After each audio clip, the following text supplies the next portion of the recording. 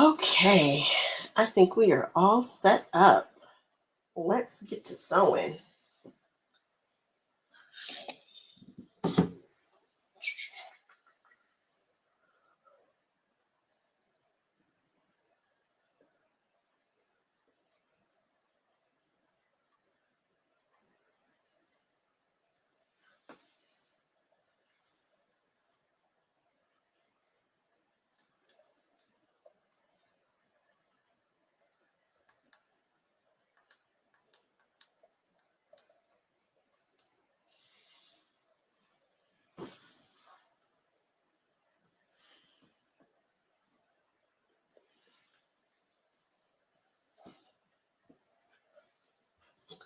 If you're in here, say what's up. Talk to me. Tell me hey. Tell me where you are. Tell me what you're doing. Tell me all the things.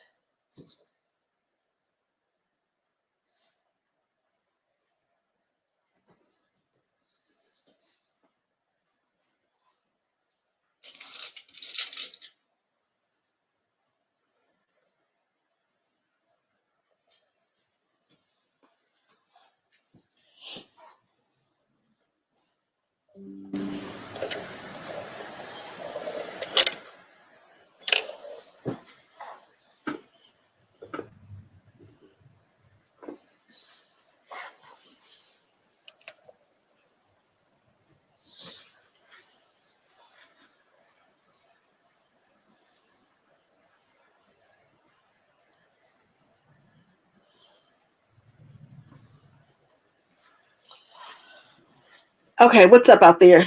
What's going on? Talk to me while I sew. Ooh.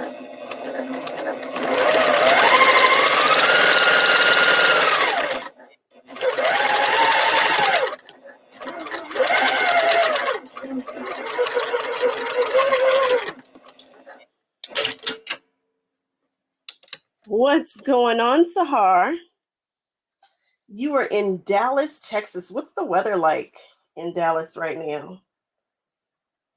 What's that weather looking like?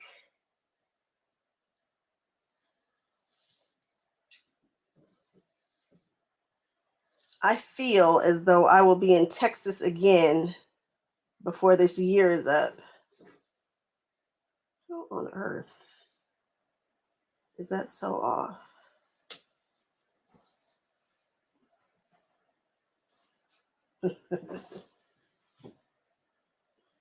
This is what happens when you cut it late at night. That one is completely off. Completely.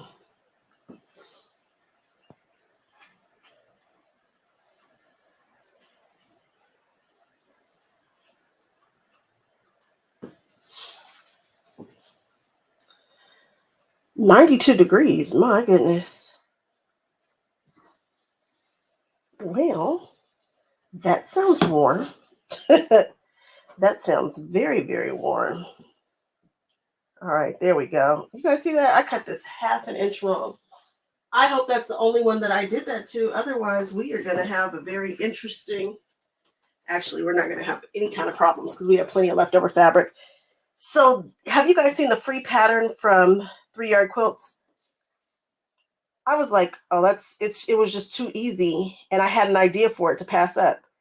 Am I supposed to be working on this right now? Absolutely not. Was this on the project plan? Absolutely not. Neither was this live, but that's just what happens to me. I get obsessed, and then I have to do the things, even though they're not in the proper order. But hopefully all the things will get done, because this was not on the agenda.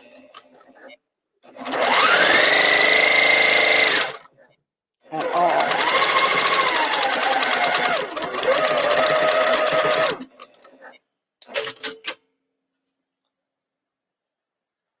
What's up, Paula? Cincinnati. Are you finished working for today, Yvette?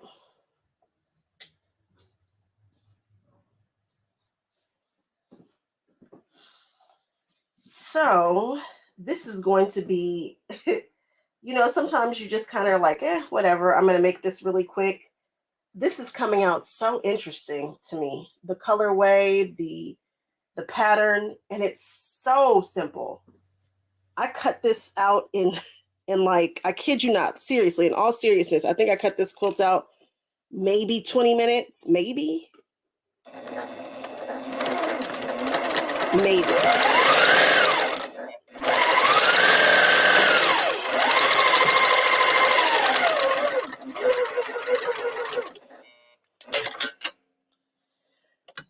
Hello, you love seeing me create? I love you guys hanging out with me while I create. I would have never known how much I love this. Hanging out with you guys, creating community, people who get me. Is Paula in here? Paula, I laughed so hard at your comment.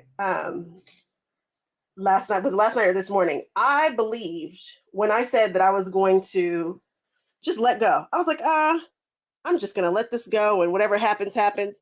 But the minute that I saw that I was getting mostly whole faces, I had to just go with it. It's like, I don't know. It didn't make sense to not try to get a whole face. It just didn't make sense. Ooh, 4:30 p.m. Is it 4:30 already? What time is this? Noon? It's noon here.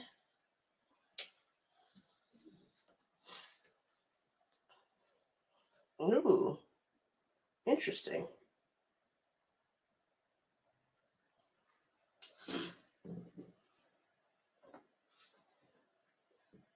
Now, when I always say press toward a side, which side am I going to press toward? Yeah, I love a block base, but I think I like it better when it's an even number. Now that it's an odd number, now I'm going to stress myself out about which direction to press. Oh shoot, I just took a block from another block. Where are my extra blocks? I have some extra blocks somewhere. Okay.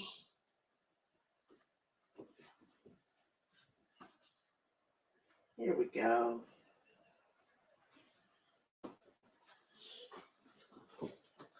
Let's do it. Is this looking interesting so far?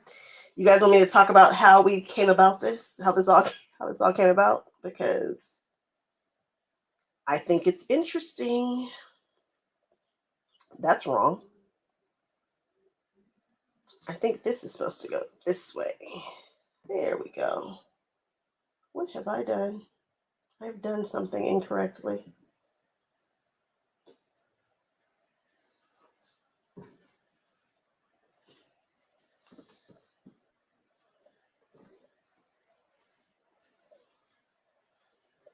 I believe that's how that's supposed to go. Now, had I taken a picture of it prior to doing all this, that would have been better, right? I caught myself laying it all out, and then I just touched something, and we're just going to go with it. A rainbow is a rainbow is a rainbow, right? And working with this beautiful panel, it should come out just fine. So let me talk to you guys about what it is that we're doing. Off with their head. See, you guys get me. You guys totally get me. I loved the name of that. I thought I was so genius when I said it.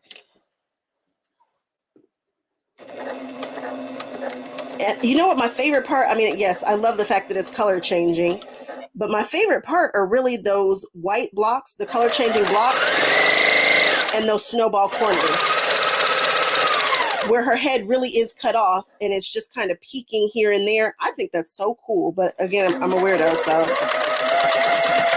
I would like the weird part about it. I would like that part the best.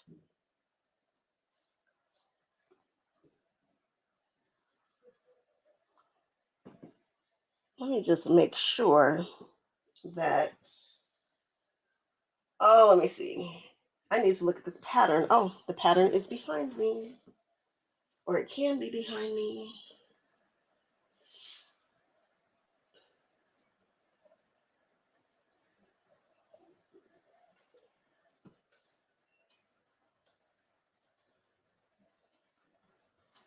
Okay.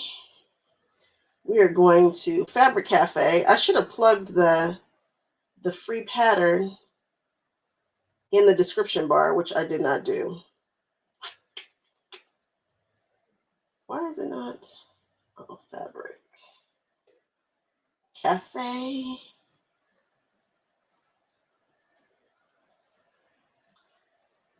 I feel like this is one of the, no, you know what? They had another free pattern that I really enjoyed, which was the snowball one. I thought that one was cool too. All right, here we are. Just want to look at it really quickly. Yep. All right, I'm doing it right.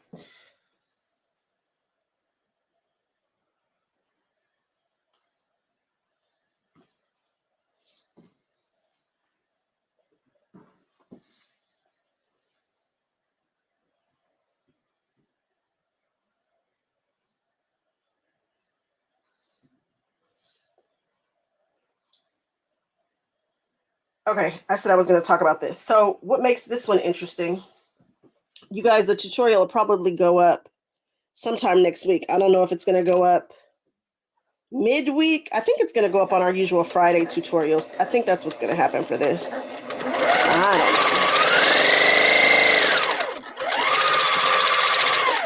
I don't know. But this was done using a panel. Actually using 1.5 panels.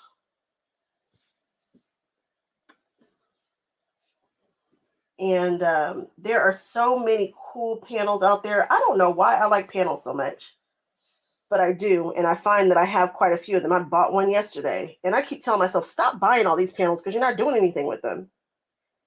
But panels get me. They're pretty, and I like them, and I buy them, and I don't always do anything with them. So, again, I bought one yesterday. Very excited about it.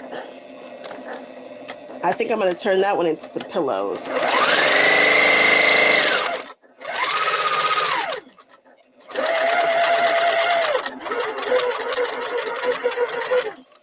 And I'm going to mix it in with another one that I should have made some pillows.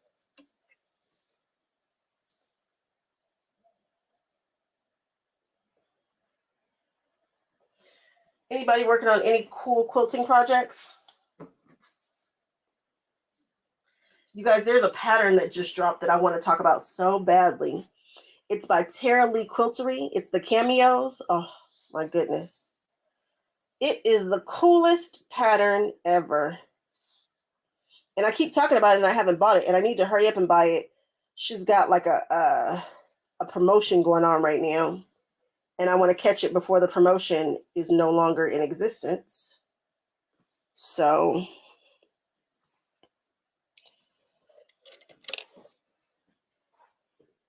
I need to hurry up and do it.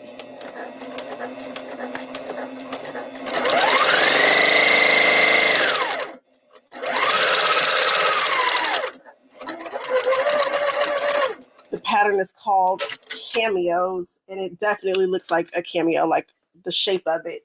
And you've got a couple of ways that you can do it. You can put something in the cameo. She has a block that you can actually put in there. And then there is there's a block that you can put in the cameos, and then you can just have a large oval. I don't know what it is that I want to show off in that large oval, but I want to show something off. Something needs to be shown off. I don't know what, but something.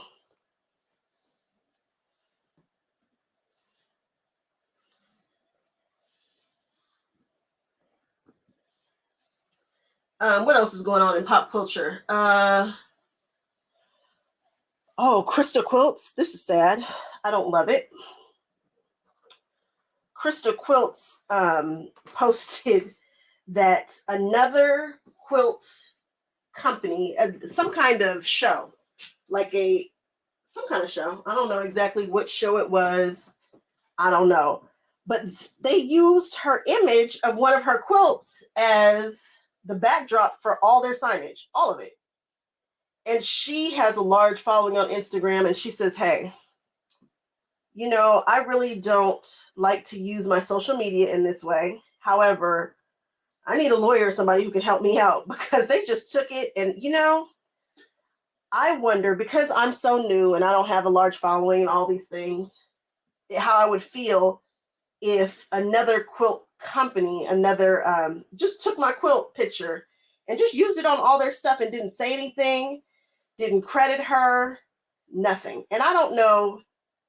I imagine what they're doing is generating business because I'm sure that and I think it was a bigger show. I don't know.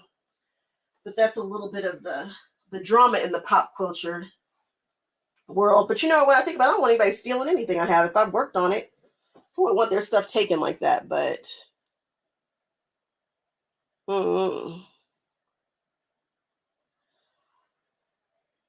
I'm scared of the Kaleidoscope one.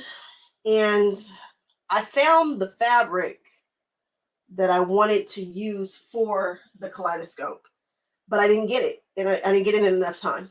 And I saw the technique that I wanted. The technique that I want to use, you guys saw it, and I went to that really small show. I think it was in Gardena. I think it was the South Bay Quilters Guild. And I saw somebody kaleidoscope something, and of course it was Disney, and I was like, I want to do that. And I knew the pattern that I wanted to use, the panel that I wanted to use to do it. And when I tell you I am scared to death of trying it, precision is not my gift, as we know. So I'm not 100% sure what that would look like exactly. I don't know. But kudos to you for knocking it out. And I know that's right. 2 sets of hands would be great. I watched the guy do it on Jordan Fabrics a long time ago. And I think everybody should try it once.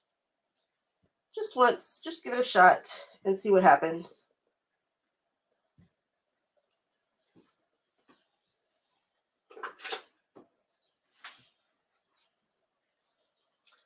Just give it a shot.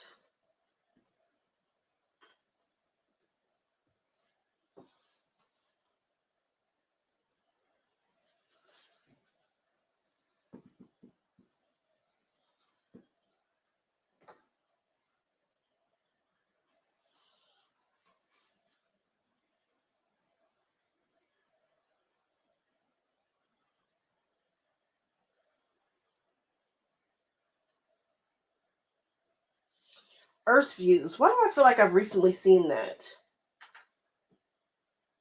You know what? Did I see it at that shop quilting cupboard, the quilting cupboard? Are you using a pattern for the wall hanging? Are you doing improv? What's the vibe?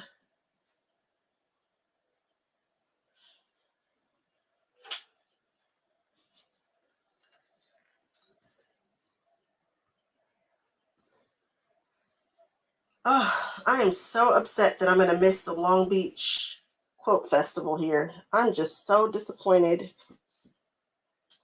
I need all the quilt shows to get together and try not to hold events at the same time as other people because, you know, for those of us who want to be at all the things and cannot be at all the things, I tell you, it's difficult.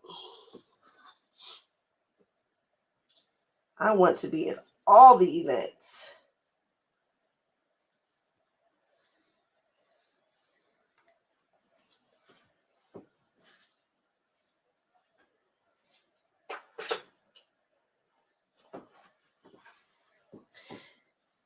Your brother must have a lot of space because a throw, well, it depends on what size throw. Honestly, we know that these 3-yard quilts, those throws, they're great for, I think, putting on,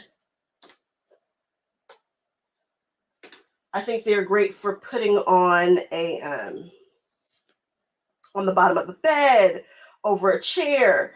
Maybe if you know somebody who's in a wheelchair or something like that, great to just throw over your legs. But I really need the twin size 3-yard quilts to cover and cuddle, you know? The movement is so cool, right? I'm digging this. I'm really digging how this is coming out. It's very interesting to me. I think, you know, June is one of my favorite months. I am not a summer lover, but June, you can buy anything in rainbow. Anything, name it, which is why I like Halloween, because you can buy anything in purple and black. Love purple and black. And during the Halloween times, during the Halloween season, you can buy anything you can think of in purple and black. And I love that. I just love it. And I am the exact same way about June. All the rainbow things.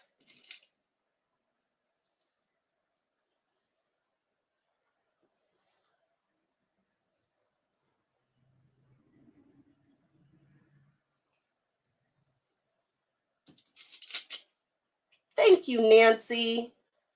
I am a fan of color, and I'm a fan of bold. I'm a fan of striking things that are striking. So I go for it. Where other people might pull back, I'm gonna punch you in the face with some color if I can. If I'm not punching you in the face with some color, I want to be punching you in the face with design. I want it to be striking. I want all my stuff to be striking and evocative and stylish and, you know, of the times. And so I hope that I'm doing that. I'm hoping that I'm giving you guys something different. Because there's a lot of people who, you know, stick to things that you might see in a normal person's home. Oh my goodness, me and my mother talk about when we finally buy a home all the time and what that's going to look like. You guys are going to be like, this lady is crazy.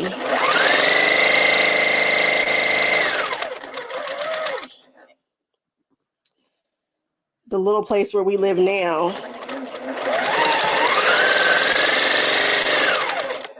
people describe it. Kids describe my house as like a Nickelodeon set, a Disney set.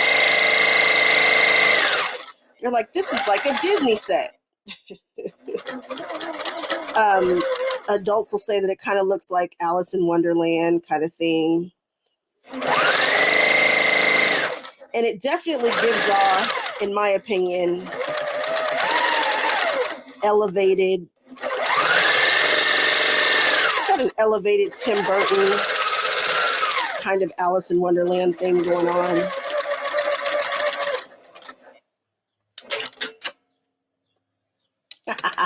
Nancy, that's what I'm talking about. That's what I'm trying to do. I'm just trying to get your attention.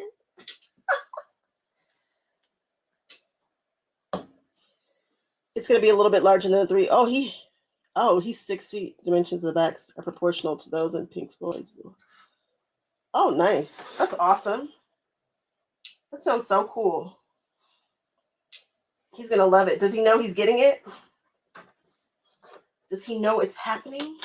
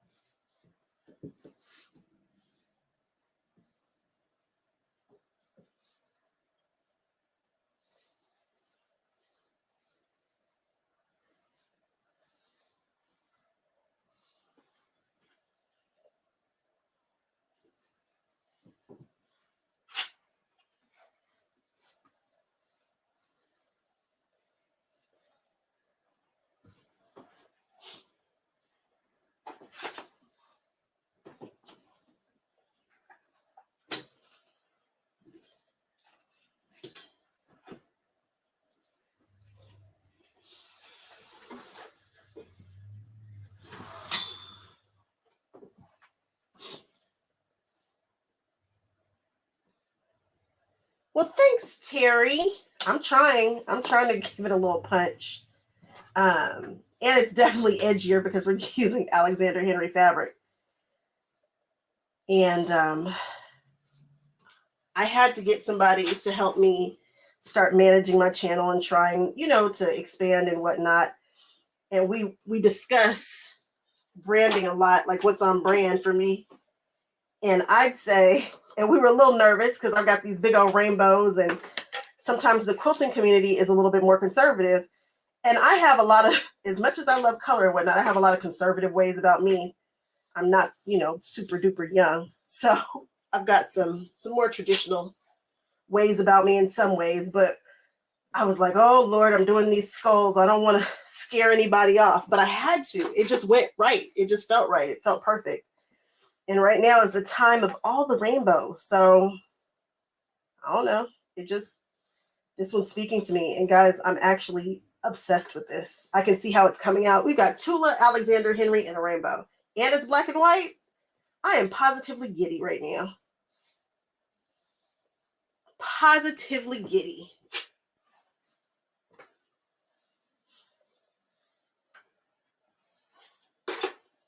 So I hope I'm not running anybody off or offending anybody, because that's never my intent. I want everybody to be comfortable on my channel. But just know, you know, when your girl sees a rainbow, she is happy. Happy, happy, happy. All right, let's go grab another 2 blocks. Terry, okay, so you get me.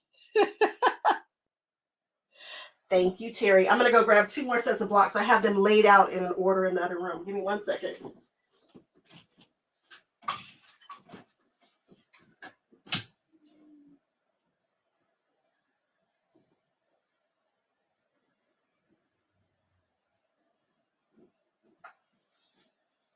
All right.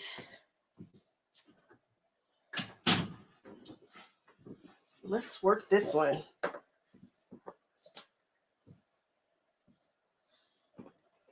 Well, thanks, Kim. I try to be all the positivity. That's just me by nature, though. My mother's the same way. She is the most bubbly person, happy all the time. She's just cool. She's everybody's favorite auntie. They just love her so much.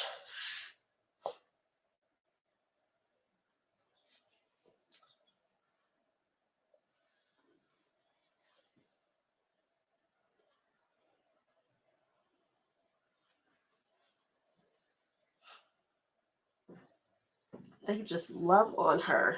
She's a sweetie. You guys got to see her body in the video if you watched it. I was like, I should have been the one to hold it, but I was like, who's going to hold the camera to try to get a chance for people to see the quilt turn colors as she was holding it? So I was like, oh. And my husband is the world's worst quilt holder. He's the worst. He's so the worst. So and my poor dad, my poor daddy, he tried to hold a quilt. He tried to help me with the quilt. And I had my my stand out in the yard, and it was a huge quilt. Huge quilt. And my father is getting up there in age. He can't do what he used to do. He just turned 80. Shout out to daddy. And the stand, the wind caught the quilt, and the stand was going over, and he was trying to hold it up, and he was going over with it. So you guys, we're just going to send hopes and wishes that one day I have a studio where we can do these things inside, nice and safe, where nobody gets hurt, nobody has an attitude because we want them to hold a quilt. We're just going to try and hope that opportunity comes along someday.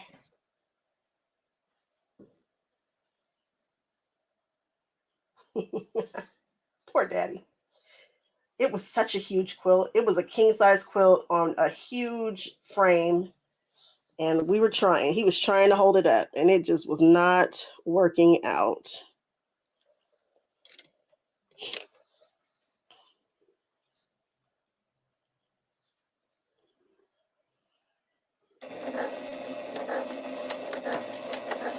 You guys, the more I stare at this, the more I'm falling in love with it. I hope I get good pictures of it so people can see how it moves, how colorful it is,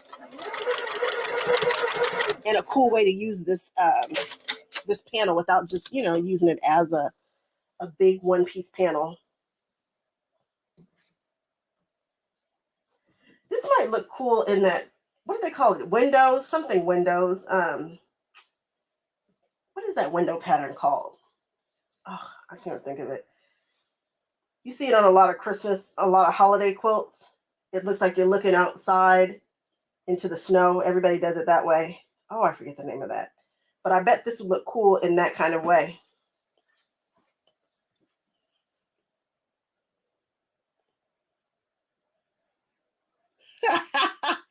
I can't believe she, you know, I this is not my first time meeting Roxanne, but I think this is the first time meeting her, and she'll probably remember me from here on out. This is like a different kind of meeting. And so, because I've done her shop before, and I want to say, I don't think she was in there the last time. I don't know. But most people shy away from the camera or don't, you know, really want to be on the camera. So I try to avoid that the best I can. I try not to be intrusive. But when I turned that camera on, she was ready. She was camera ready. She just has that it personality. And I really got a better understanding of her shop once I saw her. Once the camera, she just lit up. She was vivacious. She's awesome. And I'm so happy that she doesn't feel led to sell that shop anymore. You know, she sold it once, took it back. And, you know, she's been doing it for a long time. And I understand everybody deserves peace and retirement, whatever they want, whatever life they want. But I sure enjoy that store. And it is just a gem to our community. If you're ever in the area, try to go by and see it because it's worth seeing. If you're not in the area, check out my video because it's worth seeing. Such a cool shop. It's definitely my kind of shop. But after doing that 9-store quilt shop hop, you guys, I'm exhausted from that too. Still exhausted. There are some other stores that I really like and that are also worth checking out.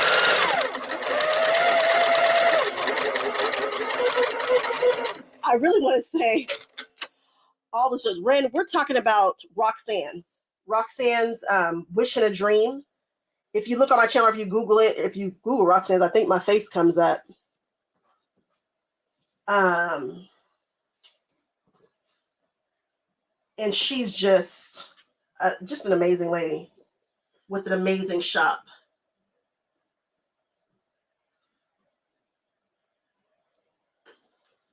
An amazing shop. So the 9-shop hop tour, which darn near killed me, guys. I had no idea. I don't know what I was thinking. I am a driver. I drive all the time. I love to be in traffic. I love to drive. When I say traffic, I don't mean traffic, although I mind it a lot less than most people, which is good because I live in Los Angeles, California, and there's nothing but traffic here. But I like to be out and about driving. Driving is fun for me. I grew up driving from here to Oregon. That was how I learned to drive. We did that trip, I don't know, sometimes 4 or 5 times a year. We have family in a really small town called Weed, California, on the border of Oregon and California, up near Mount Shasta. I've been doing that drive a gazillion times. I can do it with my eyes closed. So an 8 to 12-hour drive, depending upon what we're hauling, because sometimes we haul things, is nothing to me. I don't even think about it. So 4 hours, I thought, whatever. But when you add the excitement of quilting and people in stores and trying to be somewhere at a certain time, whoa. I probably should have taken one more day to do that shop hop in a more leisurely fashion because I was cooking. I was jumping. And I didn't realize how much fun I was going to have hanging out with some of the shops. I'm telling you, one shop I stayed in for probably about 3 hours. And I could have stayed longer. I really wanted to go home with all the ladies. All of them. I just wanted to go home with every last one that I met. That's the Quilters Cupboard. They were amazing. Just a group of ladies who were absolutely amazing. A shop that has all my favorite things in it. It was my jam. And that's just one of them. I wanted to stay in Dora Carey's shop, which is Orange Dot Quilt Shop. That shop has a very distinctive vibe. It's definitely boho. and it's boho in the best way. It felt elevated, if that makes sense. It's kind of got a sophistication about it. I totally know the woman who would shop there. I can see it. It's clear.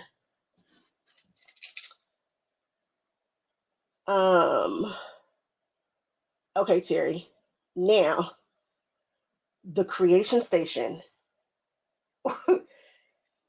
I'll never forget the first time that I went into M&L Fabrics. And I don't think I was vlogging at the time, which totally sucks because I didn't take you with me on that, which is probably good too, because I walked in and turned around and walked right back out. I was overwhelmed. I didn't know what I was looking at. I didn't understand fabric at the time. I just was like, whoa, it was too much. I literally drove all that way, although I might have been going to Disneyland too, so maybe I didn't waste the trip, but I remember being overwhelmed. Creation Station, now that I know what I'm looking at, now that I understand fabric and patterns and things, it felt the same way. I felt like I got hit with the best quilty bricks in the world, but I was like, what am I looking at? Where am I? I felt like I was transported into a wilderness camp wonderland. I'm serious. And when I initially walked in, I walked into the wrong door first. They wanted you to walk in through the back and get funneled through into the front. So you really get to see how large that shop is. And it's a doozy. It is a big footprint. And it's so well, she's a merchandising genius. She is. That was how she was described when somebody was describing the shops to me. They were like, she is a merchandising genius. And she absolutely is. So I always said, well, if I had a quilt shop, I always said that. I've been quilting all of 5 minutes. But when I roll around the idea of what a quilt shop that I owned would look like, I used to think that it would be something like Roxanne's, but maybe it would be more like Creation Station, where every corner is themed. Every corner, which is probably what I would do.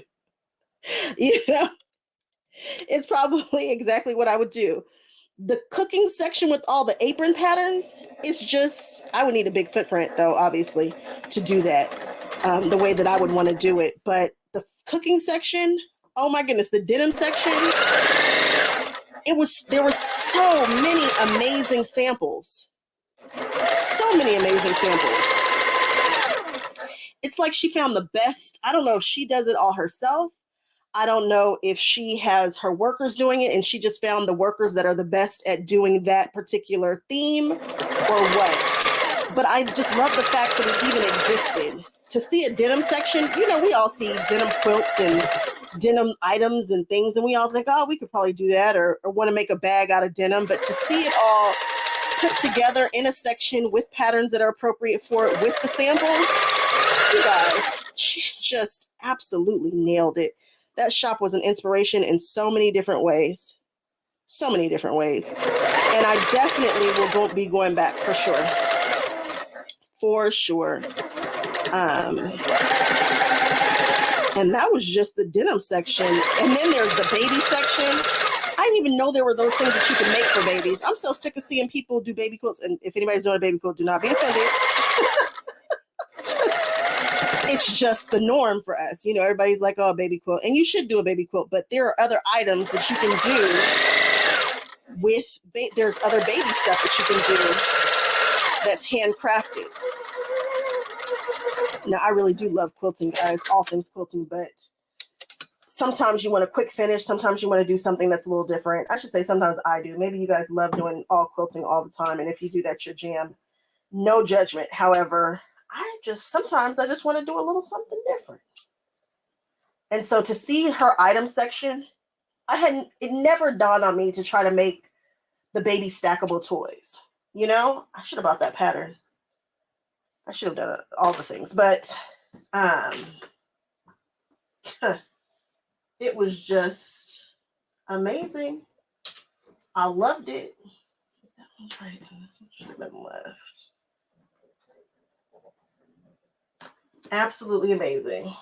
This is right. Her mom and her dad help out with all her design ideas. Sweet people. They are amazing. They're amazingly talented people. That shop is the kind that you drive out to see. That whole shop hop was the kind of shop hop that I think people should come in town for. So, speaking of shop hops, there's another one coming in July, and I want to try to knock it out. Now, this one is spread further apart in California, so I'm going to have to do that one smart. I'm going to have to make better decisions for that one. What kind of...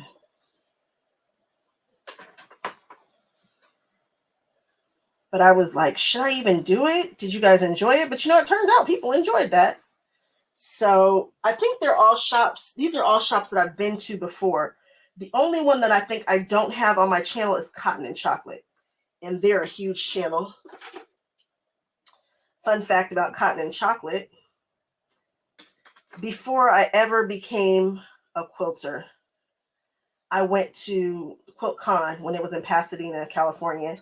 And I took my mother, and she and I, neither one of us were sewing or anything like that. I mean, my mother has always had a sewing machine, but she's not really a sewist. She's more in a needlepoint. And we were there, and we were walking around. And this is how you know me and my mother together are trouble, because we saw all kinds of stuff to buy. Why were we buying quilting things? Nobody is a quilter. Nobody is sewing. We just buy the things. So I ended up getting an ombre jelly roll, and I put it in my cabinet, and I never looked at it again until I made my first quilt, which I used that ombre jelly roll. And she was the one who we purchased it from. And I remember that day of meeting them so vividly. I remember she had a, what's it called? Grandmother's Flowers. She was showing us how she does not hand stitch her EPP. She showed us how to use invisible thread and do a super short stitch length and go around. And we were just as amazed. Now, I didn't know what that one was talking about, but I retained it. And I should have known then that quilting was going to be part of my life, because I don't retain anything. That's my teachers in school, not my gift. And I should have known then that quilting was going to hold a very special place in my life. And that's my story.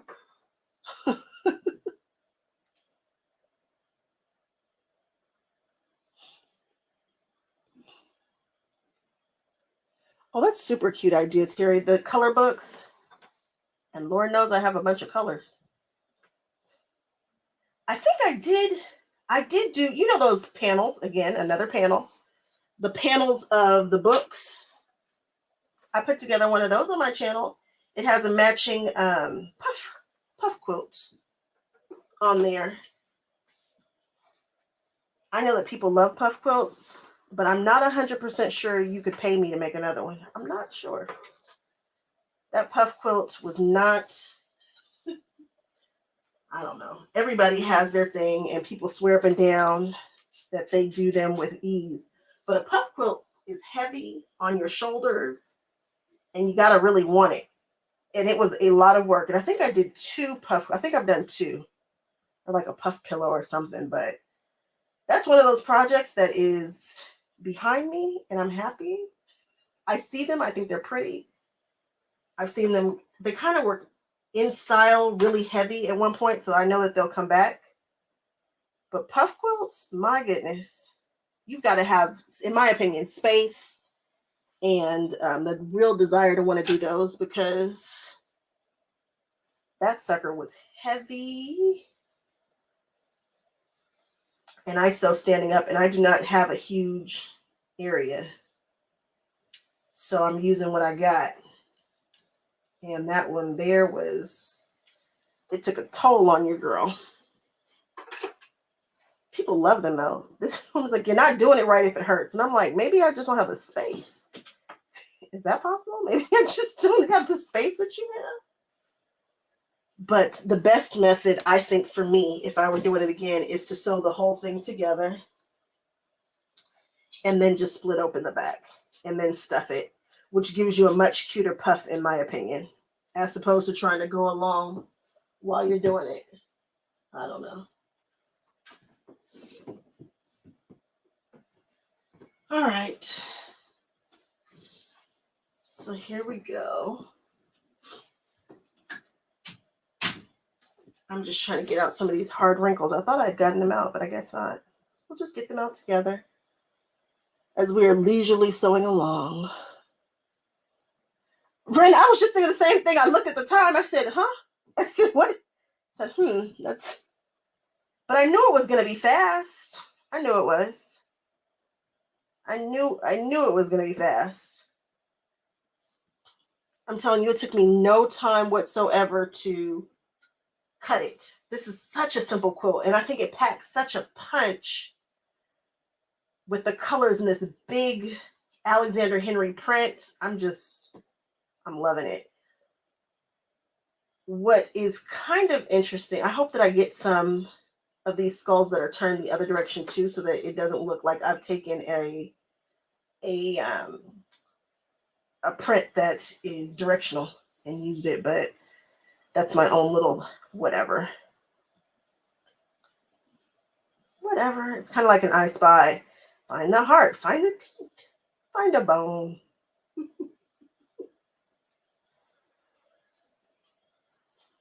Hey, Lindiana.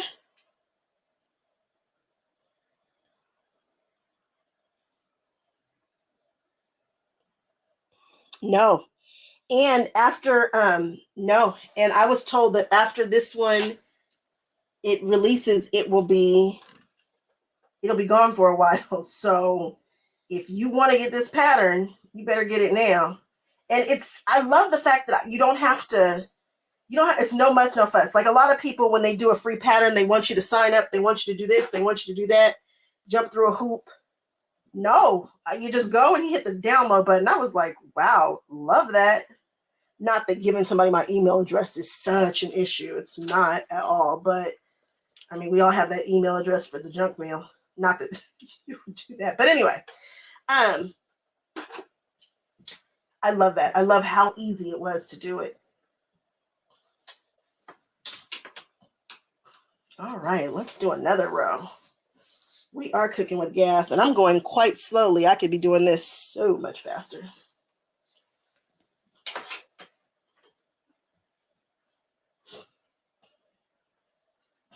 So much faster. Next row.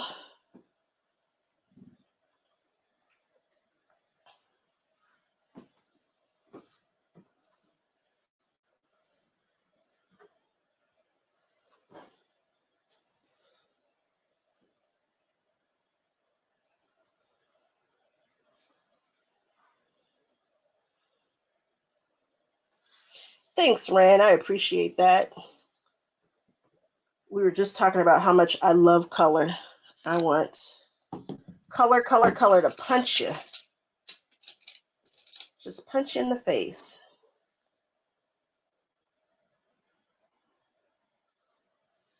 If you guys have not already done so, I mean, it's a free pattern. Your quilters, just grab it. just grab it just because, just for funsies. Because I can think of about 5 or 6 more ways that this pattern can be used.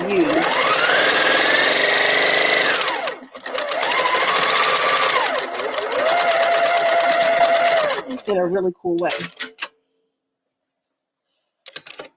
I don't know how long you guys have been following me or which videos you've seen in regards to my 3-yard quilt videos.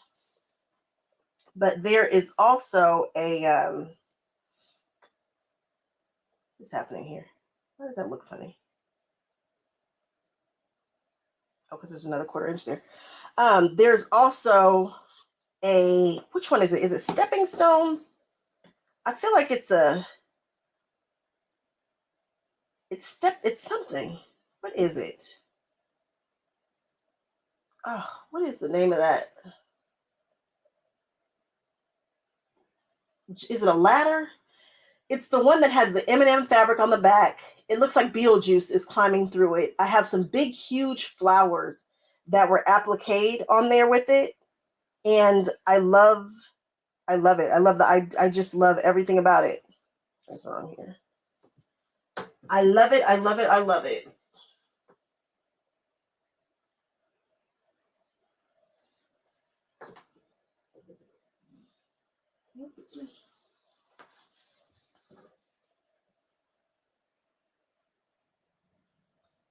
Something feels off, but I don't know what it is.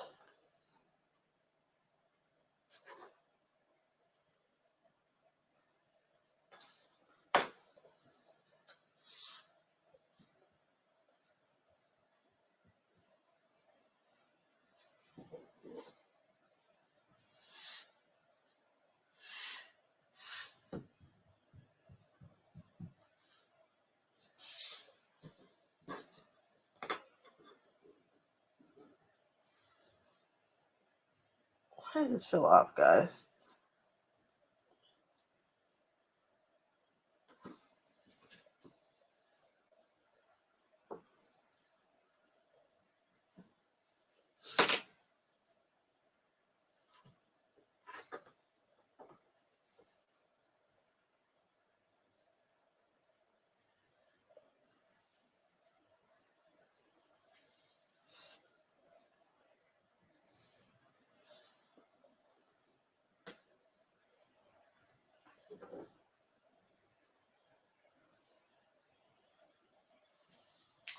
Something feels off.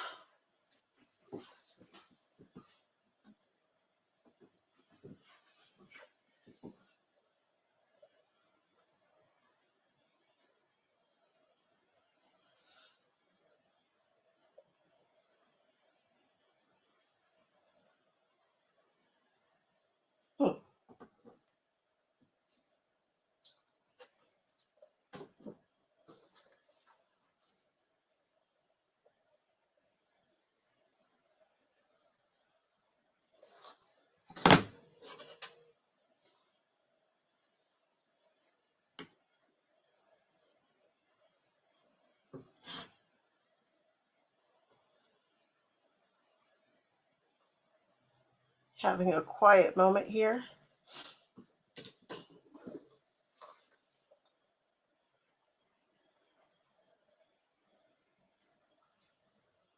How is this possible? Did I take a... Let's try another one. Easy Street. That's it. Thank you.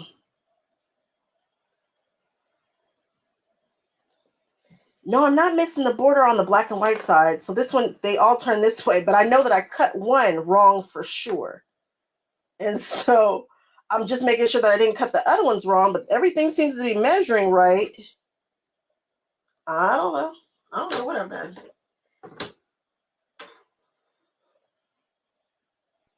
No, there it is right there. It's the yellow one that's wrong. Aha. It's the, what kind of measuring was I doing? This is what happens when you're cutting at 1 o'clock in the morning or so. Don't worry, we have more. I'm glad that I looked at that. I knew something felt wrong. Let's hang out with a little, let's do a little Jack. We're gonna hang out with Jack for a second.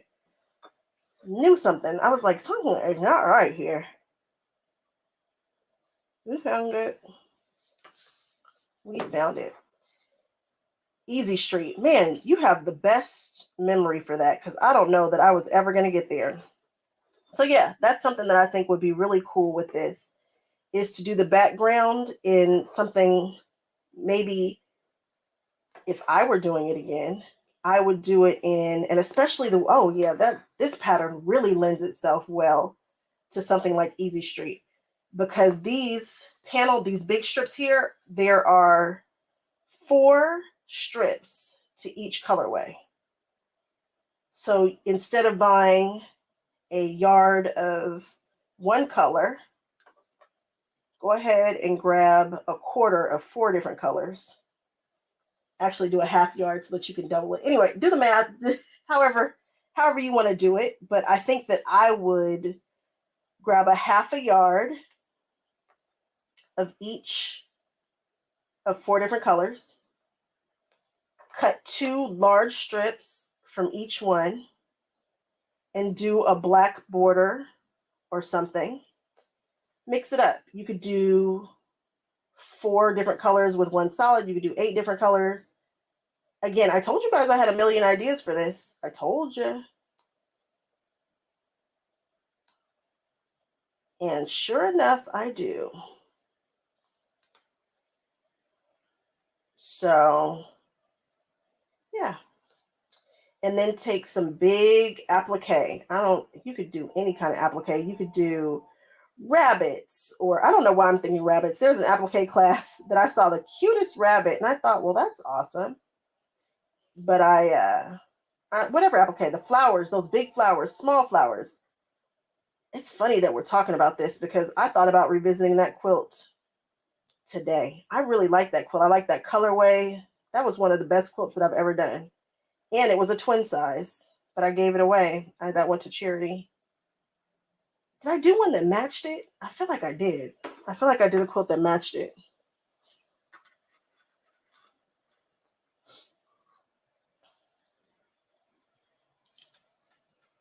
Let's hope that we don't have any more issues because I don't know how many spare pieces of fabric I have that are already cut. I have some that has not been cut. But before we start sewing it, I think we should just do a little measure because your girl was cutting fabric. See, that's what happens when you do a 20-minute cut job. Instead of cutting at the right dimensions, you're cutting some stuff a little off.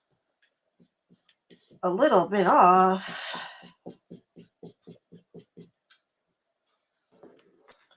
And that's not good at all. Okay, let's just do a check here and see which one is off. That one's right. And that one's right. And we determine that it's this yellow one that is off.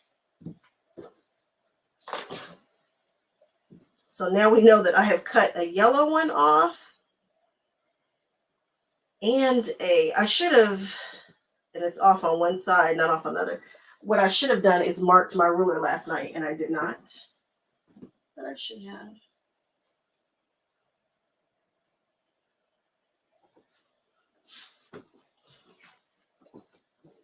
And we'll just check this.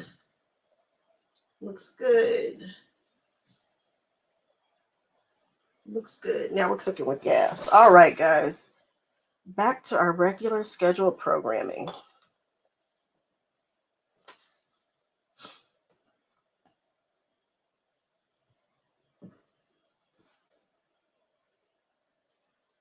Yep.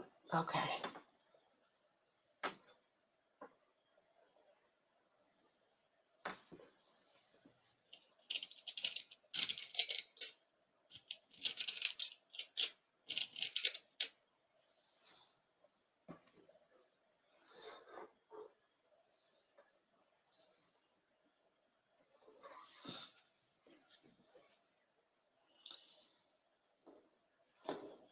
You know what I should do? I don't know. No, maybe not. I got to figure out what I'm going to do with all that fabric that Fran sent me from Fabric Cafe. I've got an idea how to zhuzh it up, but I don't know what colorways I want to use exactly.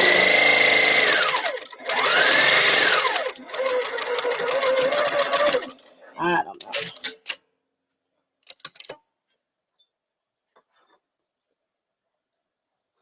I don't know.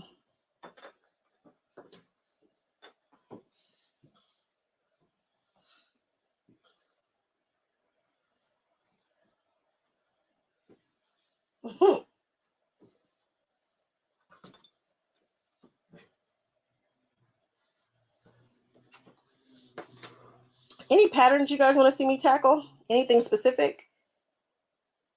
I've got, I know for sure Saltito or Solito or I don't know, someplace. That one is one that I'm doing for sure. But other than that, I don't think I have any. I've got fabrics pulled, but I don't have any patterns per se that I am trying to get after.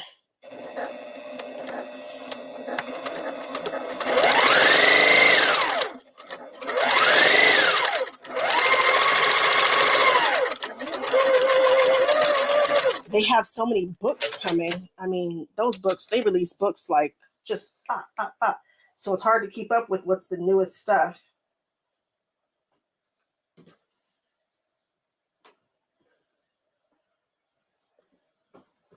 It is hard to keep up.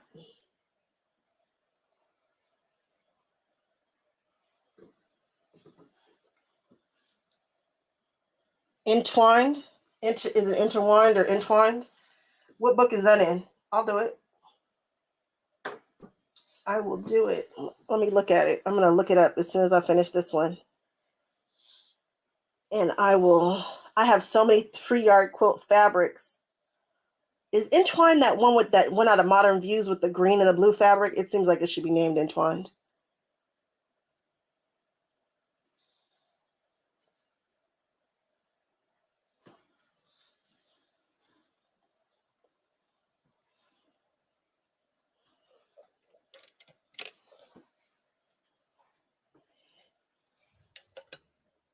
Ooh, you want to see me do one with the applique? It's been a while since I've done them, but I've done the Hello Kitty one is a 3-yard quilt with a big old applique on it. The Easy Street one that's probably the best applique that I've done is the Easy Street one. That came out. I really wish I still had that. Well, no, I don't. It went to whomever it was supposed to go to, but the colorway on that was right up my alley. I love the colorway. And those fabrics, oh, loved it, loved it, loved it.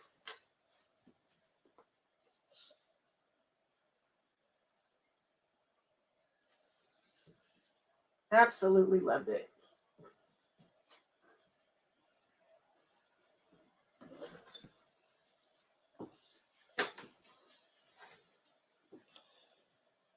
Oh, Interlock is the green. Okay, so not that one. I gotta find Entwined.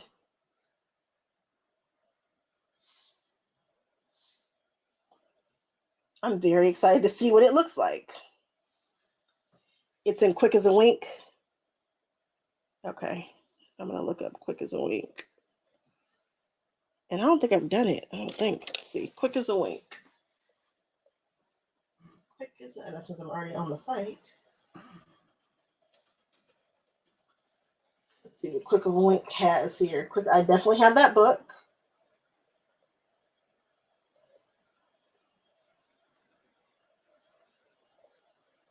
Entwine. Let's see which one that is. This is before they started. Is that Entwined? Nope, the second one is.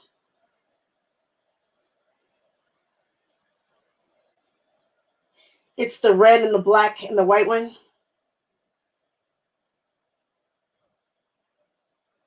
Okay.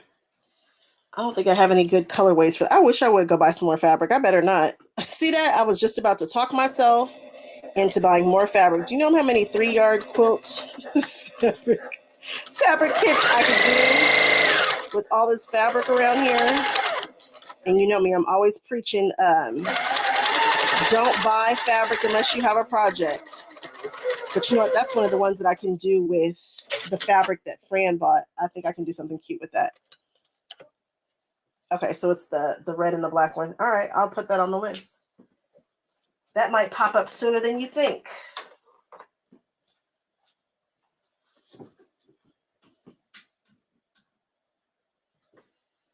I'm working on a huge, unsponsored, unsolicited, nobody knows about it, huge Tula Pink project. Huge Tula Pink project. And you guys are watching it come together. Unbeknownst to you guys are watching it come together.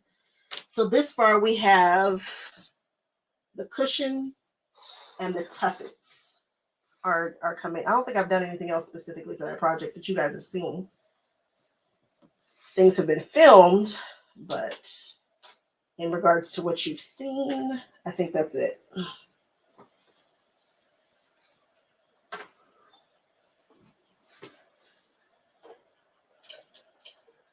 Have I not shown you guys? Oh, it's 2 tuffets. So we have 2 tuffets. I was like, I think there's 3 videos on it so far. Actually, 4 because I did 2 for this. Anyway, so we've got the cushions, the big, which hexagon cushions, which I love. And we have the tuffets, which is cool. And then I just filmed 2 other things, actually 3 other things recently. Let's see here. You found the hello. Okay, cool.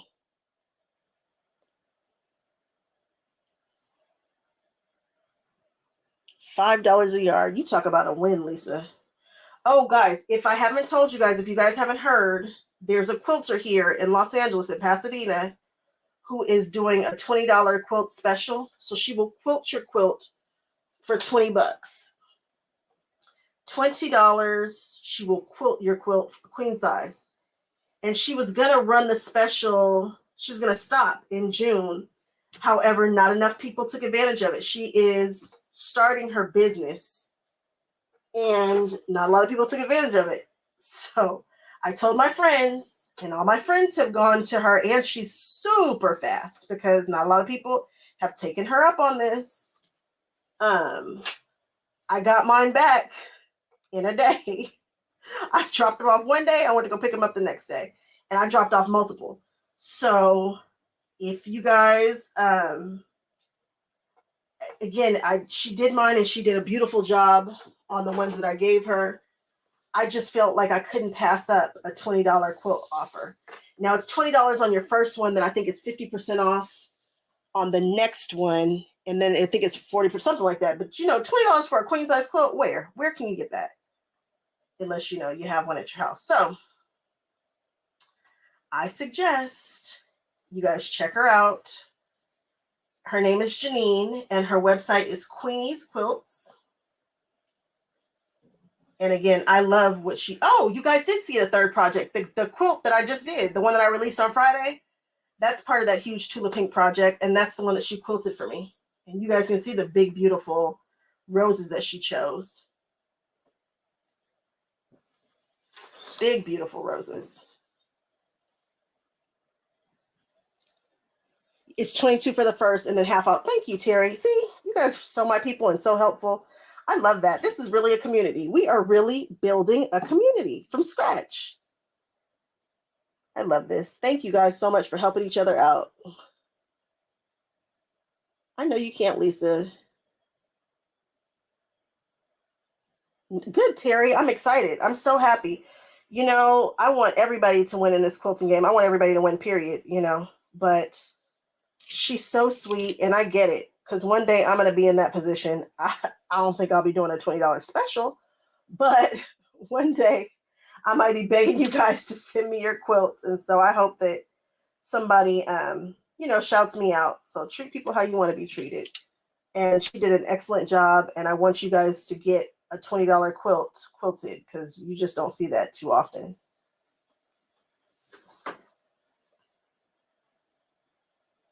I don't think I've ever seen it, actually.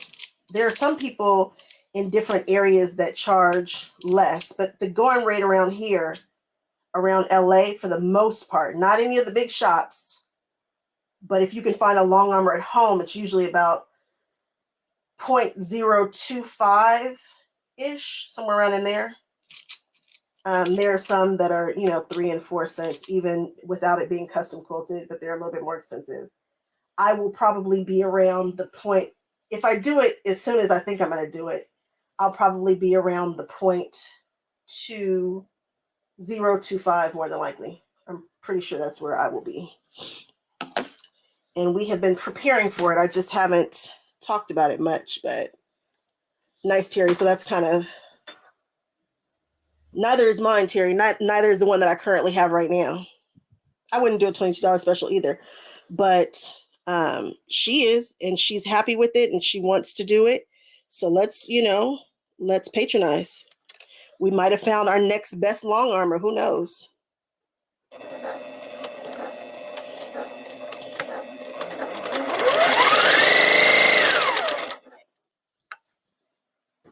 It's really stressful.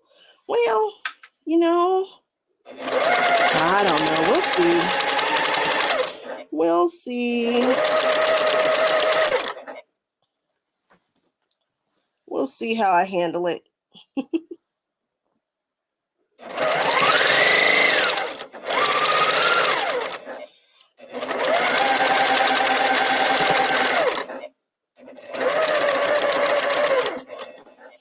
My long armor didn't have a piece of stress. Not a piece of stress in it at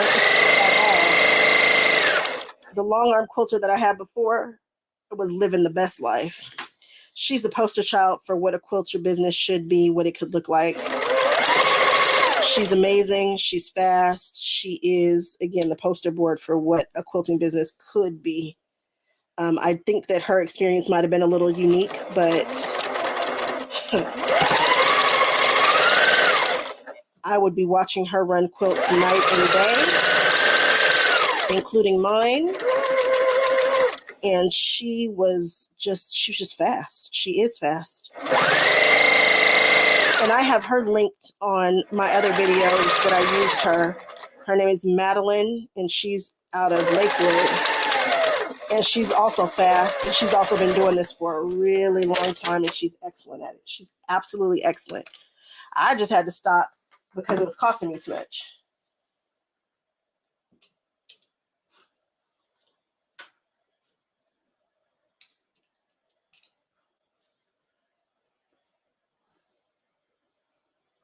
Oh, that's another people's quilts. So that's another reason why I think everybody loved my quilter, Madeline, because she can quilt anything. She would quilt a bulletproof blanket. She never ever made anybody feel bad about the bumps and bruises in their quilts. And that's the kind of quilter I want to be. Figure it out. I'm going to try to figure out how to give you the best that I can. Whatever that is, the best that we can do. She'd quilt anything. She'd fix it, she'd patch it, she'd do whatever. You were getting back a quilt. And most people who have bumps and bruises in their quilts, like me, I'm not overly particular. I'm quite easy to please. Quite easy. Just get it. Just quilt that sucker. Try your best. Get it. Try your best. I once saw a quilt that was probably 5 inches longer on one side than the other hanging on her. She was working it. And she was like, yeah. She's like, I know. I'm going to ease it up. I'm going to do this. I'm going to do that. And she just did it. And that's the kind of quilter I want to be. I want to be the kind of quilter where I don't ever want to make somebody feel bad. Look, I'll fix it. I'll figure it out. Where there's a will, there's a way. I would be more concerned about, there's a lady at my quilt guild that I would be so scared to quilt for because she is the most precise quilter I've ever seen, which might make her quilts a dream to quilt. I don't know. I've been doing this for a little bit. Still working it out, the kinks and stuff. So we'll see. We will just see. But my idea is to make everybody feel welcome. I don't ever want to make a quilter feel bad. Somebody who's gifting this or has made this with their love. Oh, no, never. There was a woman who said that the quilter made her cry. I was like, oh, not the quilter. I have read contracts that just were scary. I didn't send my quilt to one guy because he had all this. I'll charge you for this. I'll charge you for that. And I get that some things will probably be a little bit more difficult than others to deal with. But I'll patch it. I don't mind sitting here with a needle and thread and sewing up somebody's hole. I mean, even if I were super busy, because I get it. I understand what it is to be a quiltress, trying to just quilt for your people. I know I've probably had a hole at a seam or something before.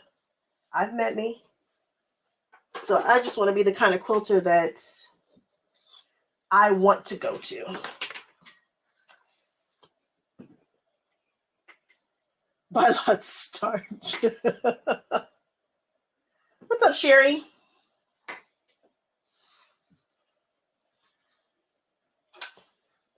This quilt is going much faster, and I'm going so slow, running my mouth and looking at stuff that's been cut incorrectly and all the things. It's still cooking with gas. We're still moving pretty good. Working on this tiny ironing space because I don't want to be moving the camera back and forth, back and forth.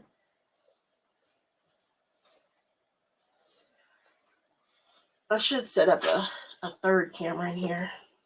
Who knows? Maybe I will one day. I have a third. Actually, I have a few more that I could be setting up. Well, thanks, Ren. I try to be. Terry, this pattern is called, I have no idea what this pattern is called. No clue. Stepping Up. It's called Stepping Up. And it's free. And they're advertising it right on the first page is free.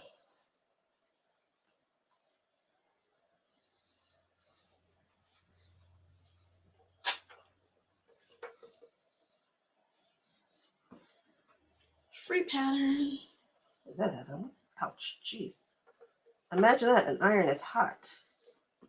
Whew.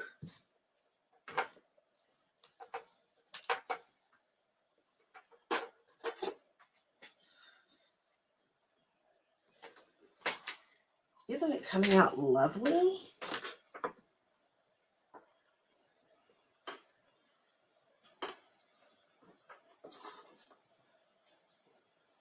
That skull is just absolutely upside down. How about that? The other one looks like it's upside down too. Am I going to get one that turns right side? I wonder. It's a toss. At some point I should. Kim, that's what I'm talking about. Get it, yeah. Just get it done. Just get her done. Although I'm saying that even though I really don't know what all it entails to have a quilt in front of you that is lopsided but most of the people who make quilts like that, again, that I've met and that my quilter has told me about aren't extremely particular. She had a lot of older women who she quilted for who just wanted their stuff done. They know. They're just happy to be doing it. And boy, those ladies would be coming, breaking her off with quilts and money. She was making a fortune.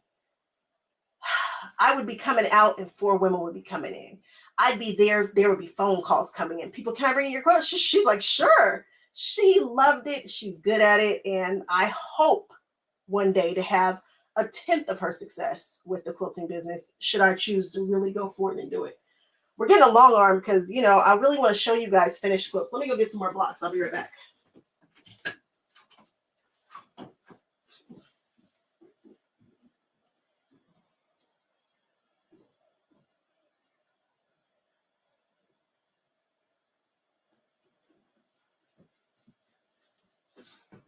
Okay.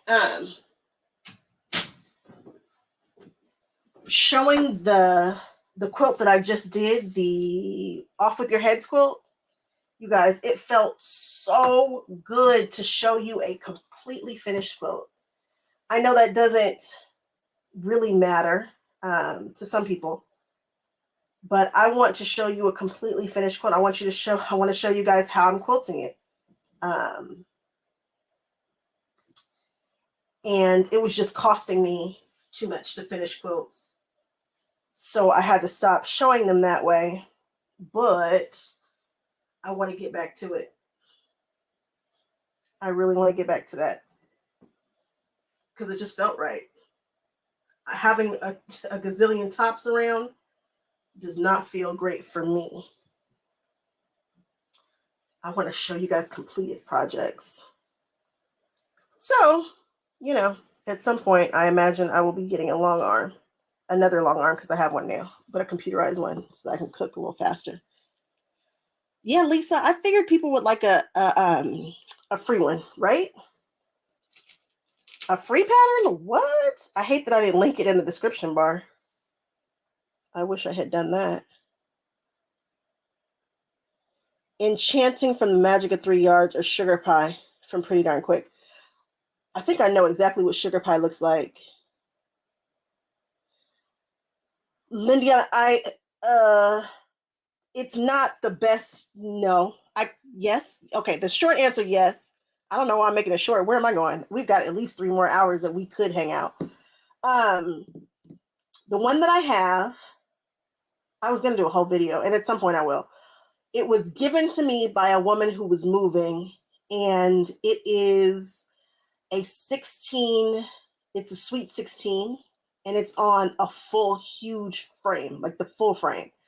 So I think, you know, I probably could, but the reach, even trying to reach it right now because it's on such a big frame, there's a lot that's happening.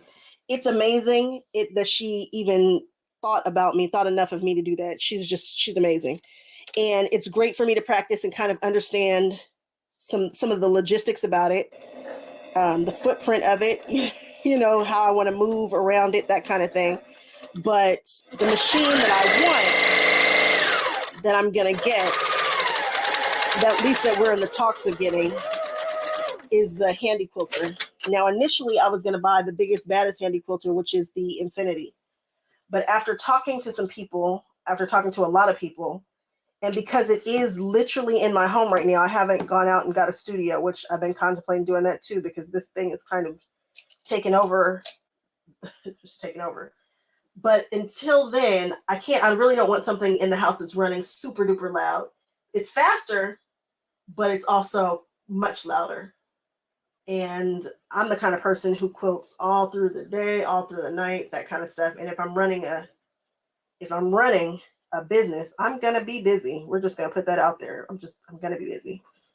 So I don't know that I want something super loud. And with the Amara, it's got a couple more features that I'm kind of tickled by.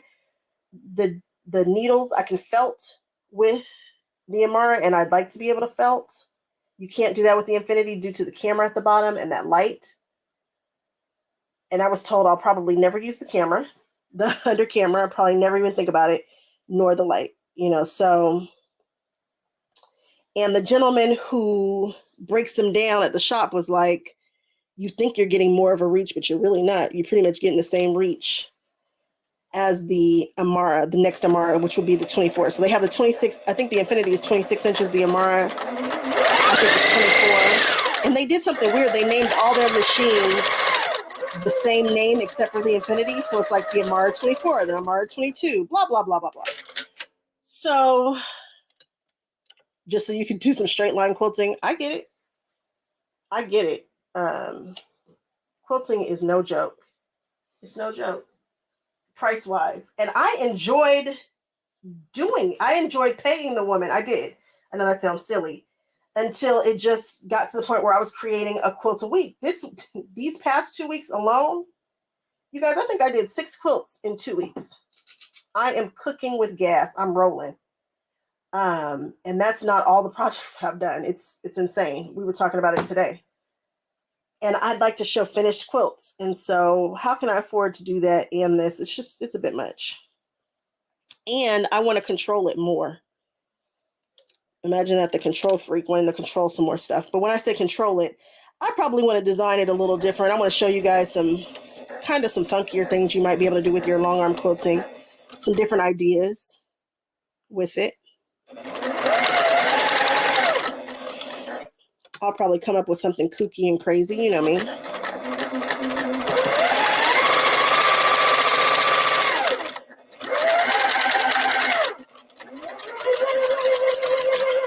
Each quilt will have a different personality. I might do 50 million thread changes.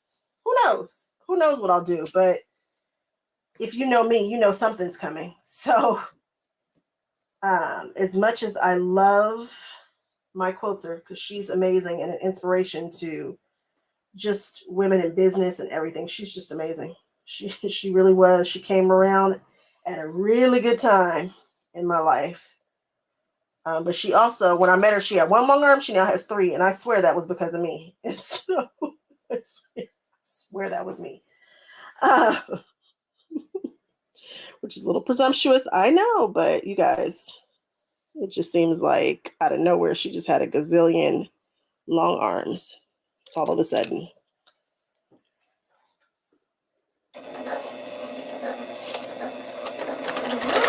Sorry.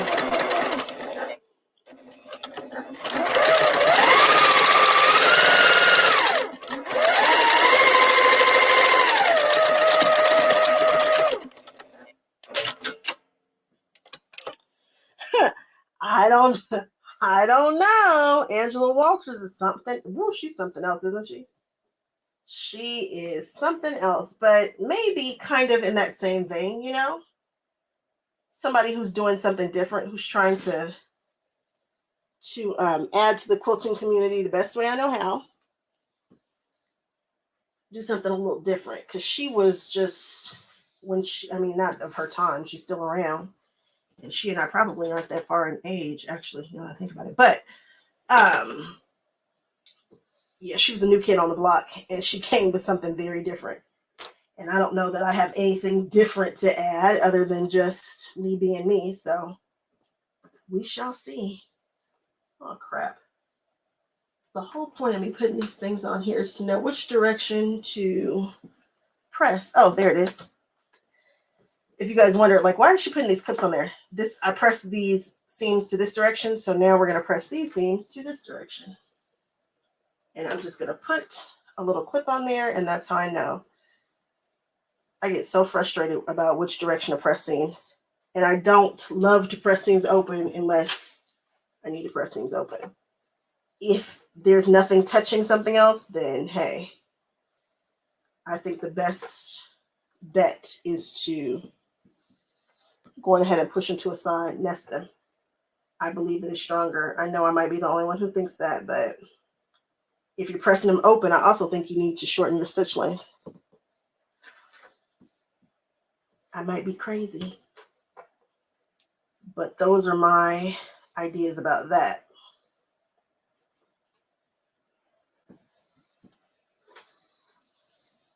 Thank you. I hope I can give it a little zhuzh, a little something, something. I don't know what it's going to be. But even when I fell in love with paper crafting and my Cricut, I think that I was doing some interesting stuff, some weird stuff, some stuff that people probably weren't thinking about. I mean, now I think they've done everything under the sun with these Cricuts and things, but and I love my Cricut, guys. I love it, love it, love it so much. You know how you buy some stuff and it's a waste of money? That ain't it. Nobody can ever say anything about how much I spent on my Cricuts. And I have a few of them, and I love them. And I use them. I've certainly gotten my money's worth out of my Cricuts.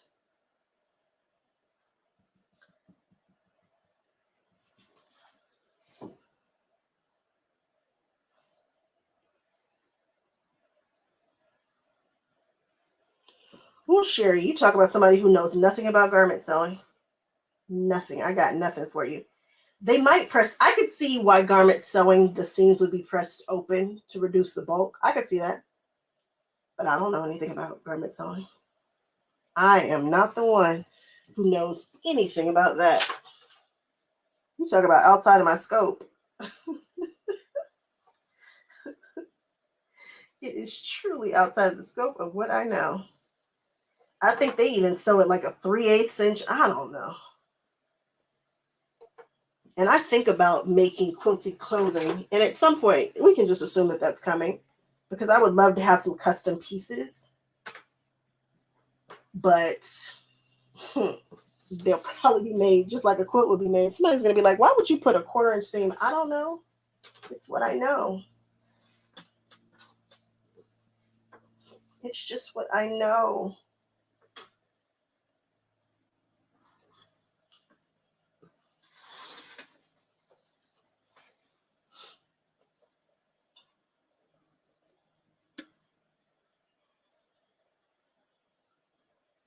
What's up, Kathleen? What you doing? Aw, thank you, Kathleen. Does that mean that you hate all the other videos? You want me to stop doing the other ones? Kathleen, I'm just messing with you. You don't want me to talk about the quilters. No more Tuffet. Stick to what I know. Stick to where you excel, these 3-yard quilts. I'm just teasing you, Kathleen. Unless, of course, you really do just want me to knock it off.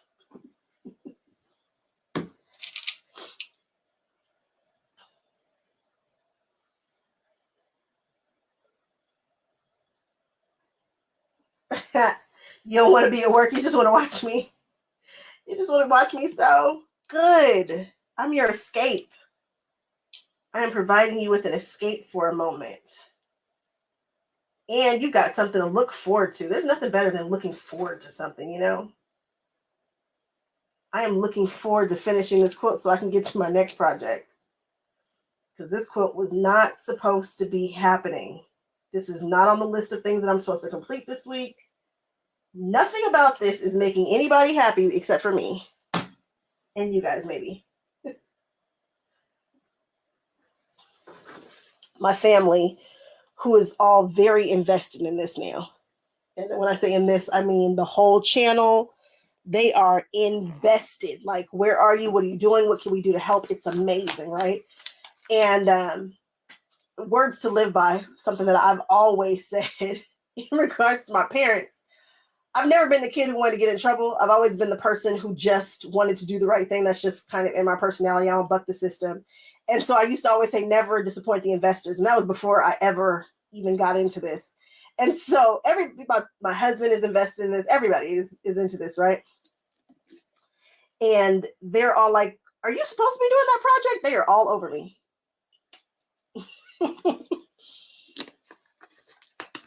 Because as a creative, I am all over the place. Now they call it ADHD, but you know, when something sparkles, I am squirrel, just running off to the left. And because I've got that obsessive personality thing going on, once it starts itching me, it has to come to fruition, which is possibly why I finished so many quilts. And I have the desire to finish the quilt to completion, like finish. So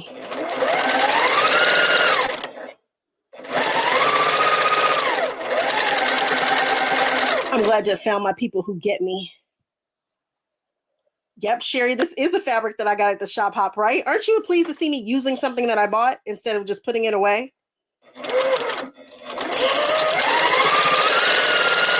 Yep, this fabric came from, what was the name of that shop? So Fun? I think it's So Fun.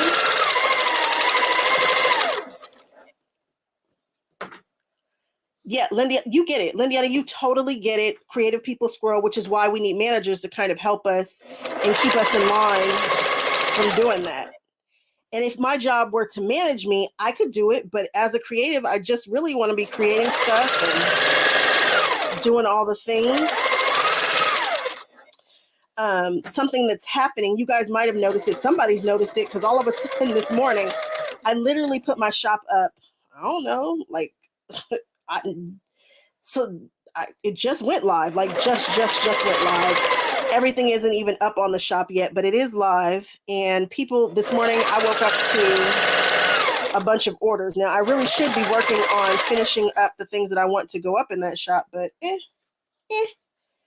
we'll get to it after we do these 15,000 projects on this insane deadline that I've given myself.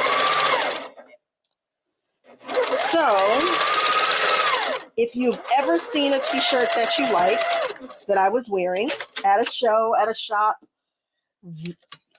you got shirts. Is it you guys? I can't believe you guys. When I tell you I just went live, I just put that shop up and I saw sales and I was like, oh my goodness, what is happening? Thank you guys so much for supporting me. I appreciate it tremendously. This channel right now is a labor of love.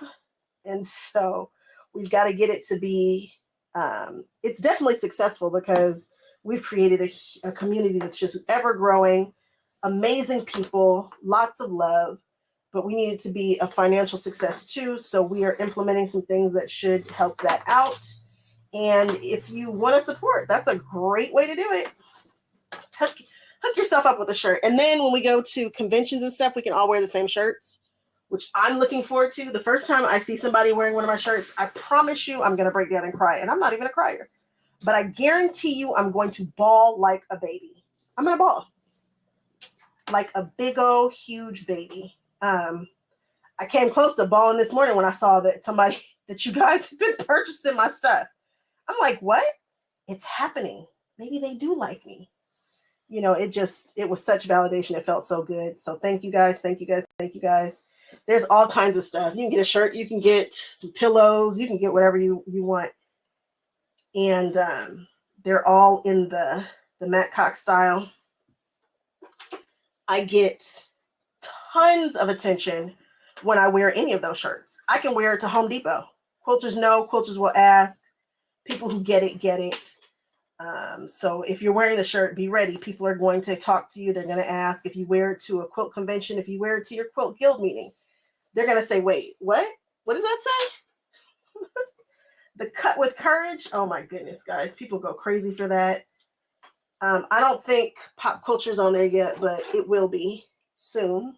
You know, when I stop doing things like swirling this rainbow quilt away. So Ren, you can find it. You can find them on my website. If you go to my website, MA Couture Crafting, you'll see at the very right in the bar, it'll say like couture shopping or something like that. If you click it, it'll send you to the store. Or on YouTube, underneath my videos, there should be some items underneath there, and they will also take you to the store if you want more. Or you can Google it. You can Google MA Couture Crafting, or there's a couple different ways. Eventually, I will have the links in the videos and stuff. It's coming. Again, we're testing it. We're testing it. We're trying to see what happens, and already it started to do its thing. So again, thank you guys so much. So much. You guys are really making my dreams that I didn't even know I had come true. I also got a call from, I got an email from one of the stores that I visited who wants me to come back. And I'm not even sure what we're going to do. I don't know what that relationship is going to look like, but we were tossing around some ideas of what you guys might want from me in a sewing store. Eventually, I'll be doing classes, I guess. Eventually, we'll see. I don't know. If you guys have any ideas of things that you would want from me in a store, I mean, you've just told me the patterns that you want me to make, and I'm going to go back and definitely look at those. What are we doing? Just tell me all the things. Tell me where you want me to go. Tell me what you want me to do, and I will see if I can make that happen. You guys are not my fans. You guys are not my followers. You guys are my quilty friends, and I'm here for you. So let's see what we can do together. My quilty friends. Who is that who says that? That's is her name Amy? She'll say, hello, my quilty friends. Cracks me up every time she says that. She's a quiltress. She's been doing this a long. Is it Amy? What's that lady's name? You guys know who it is. Amazing quilter. Not Angela Walters, but it's another one who's been around forever. She's thin, long hair. It's been a while since I've seen her pop up on my YouTube. Yes, you are on fire. Leah Day, you guys are on fire today. Everything that I can't think of, you guys have got my back. See, I told you guys you were my friends. That's real love there. Thank you. Leah Day, you called it. You called it.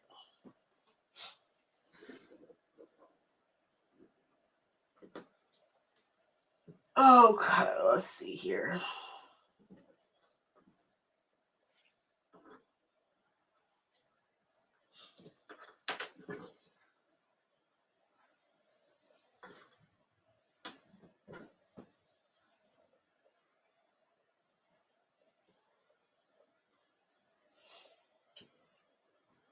Boy, this is coming out interesting. I'm so tickled by this. You want quilt kits? Okay. You guys want me to start? I thought about that. I thought about doing curated kits. But I've got to see kind of what you guys are feeling. I don't want to be stuck with a whole bunch of fabric. But I have thought about doing some 3-yard quilt kits too. And I don't think Fabric Cafe would care one iota, which makes me happy.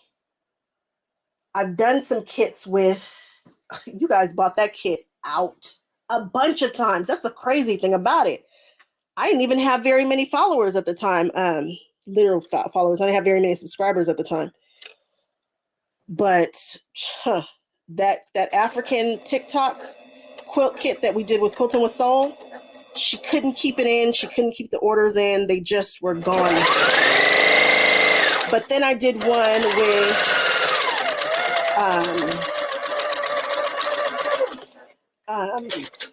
what's the name of that other one? It's something Threads. My other company that I did one with, House of Threads. The Tula Pink one, nobody wanted that one. So I'm like, oh, I did a couple of Tula Pink ones there and nobody purchased those. So I was like, okay, that was a swing and a miss. And I hate to swing and a miss with a company. You know, if I swing and a miss, Oh, I'm annoyed that this is cut wrong because this is the only blue one that I have. Think about it.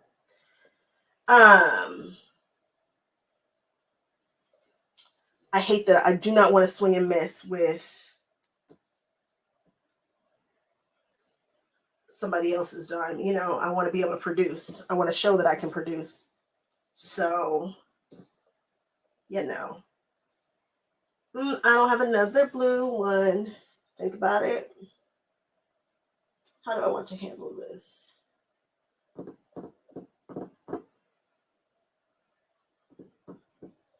This is what happens when you're cutting, talking, filming.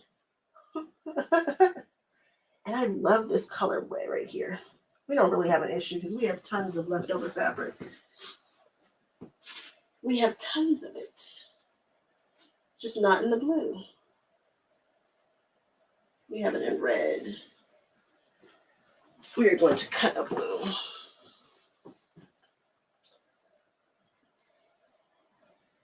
If I was really cooking with gas, I could find where this.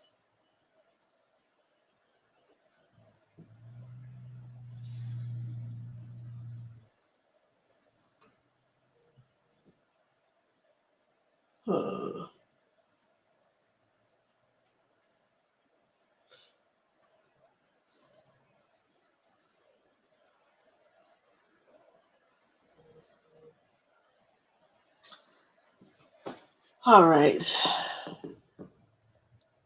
Kim, are you guys ordering shirts? Oh my goodness. I can't believe you guys are ordering right this second, but thank you. I appreciate it so much. You guys have no idea. Yeah, that's true. But I want to do kits that you guys are like, okay, that's dope. Like, and I know that you guys really do like my stuff. You guys have really shown that you do enjoy my my style, my taste. But you know, I just I want to be really careful about that. I want to do it right. So we shall see how that all works itself out.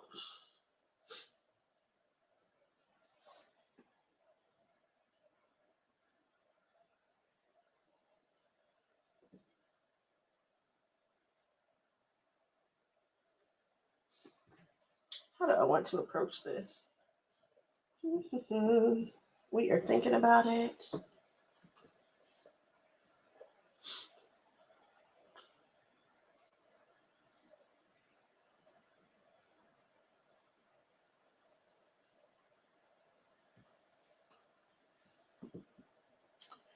Terry, what did Fran and Donna send me? Well, well, most recently they sent me the Make It Patriotic book, but then Fran sent me her entire line of fabric. I showed it in a video. She sent me the whole thing, the whole kit and caboodle, which is beyond generous.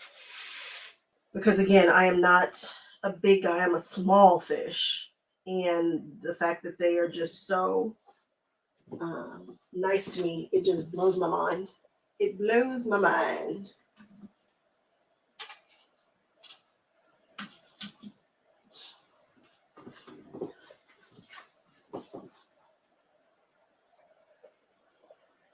I wonder if I cut any more wrong. There's only one more stack. Let me just double check before I get to cutting stuff.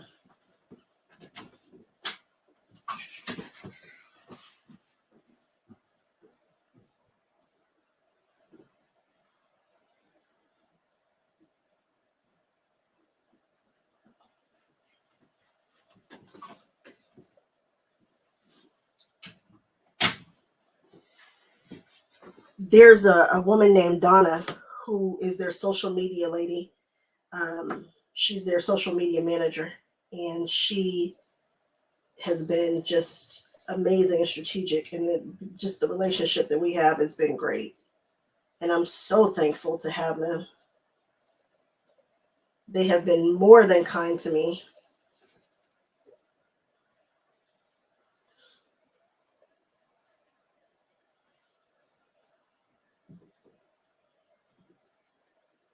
I can't believe I cut that wrong. And it's a pretty one too. Don't you just hate when you do that? know that I've ever, I have to seam rip stuff, but I don't know that I've ever really cut stuff wrong before. That's how I know I was pushing too hard last night.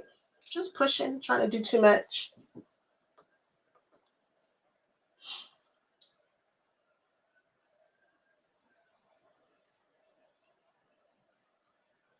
Terry, they have been, people always come over and say, hey, I got you off of the they said something or they mentioned me, or they have been absolutely amazing. Again, more kind to me than they ever have to be, because there are some big people who use their stuff and they treat me the same. So I just can't say enough good things about them. I just can't.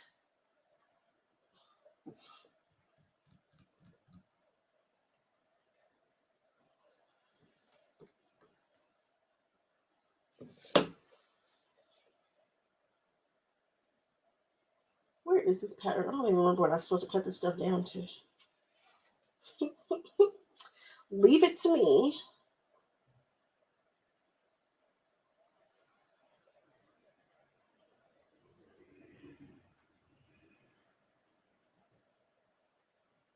Okay.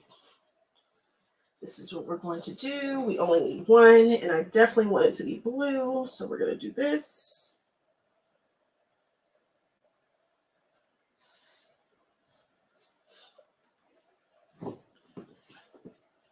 And you are going to see me have a make it work moment.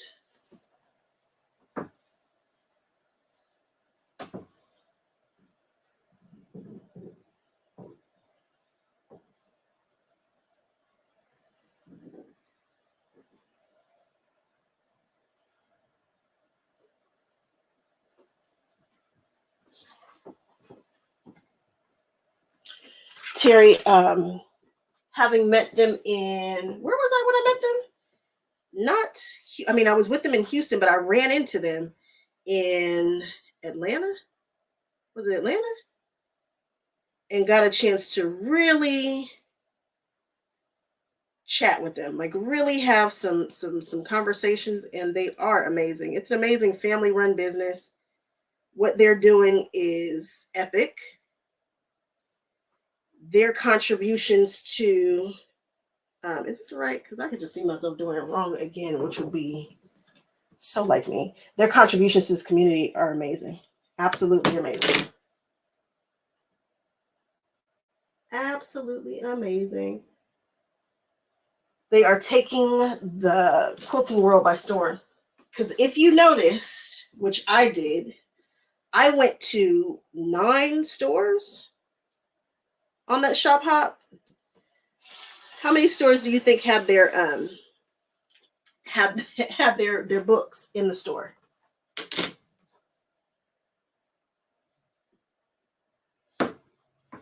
Yep, you guessed it. So the contribution that they're making to the quilting world cannot be denied.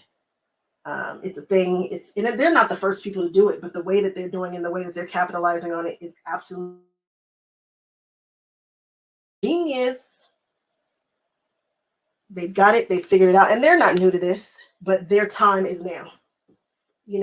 I'm sitting around and him and Han about wanting things to happen when I want it to happen, but it takes a while sometimes. And we're watching their journey, and it is epic. It is an epic journey. And I'm happy to be watching it because I just love them.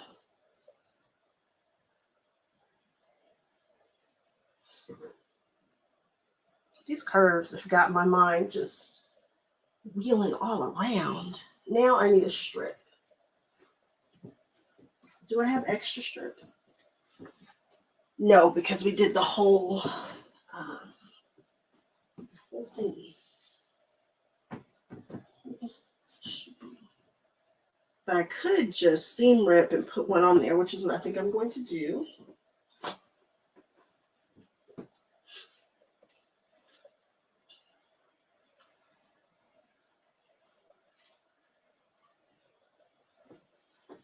We're going to do a little surgery with this put it right here.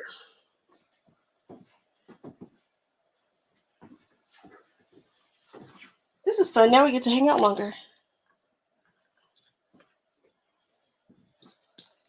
Yep, you guys are right. All of them. Did I answer that question? Yep, all of them. You guys are absolutely right. All the shops had them in there. Yep. 3. Oh, you're good. You're a 3-yard quilt junkie, just like me.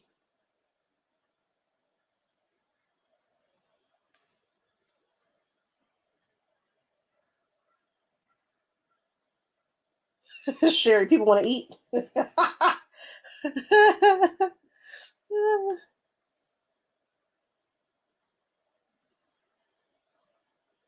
They do, Terry. They do. They make it's just so approachable. And quilting is kind of one of those things where people see it, and the ones that want to do it are like, oh, I'd love to do that one day, but they don't know where to start. They don't know what to do. And this is so approachable. And then there are people like me who are like, hey, it's approachable, it's fun, but what if we try this? And then we put a little twist on it. You guys have no idea how many more twists I have coming for these 3-yard quilts. I've got some things rattling around in this mind of mine, which is why I can't seem to get anything done.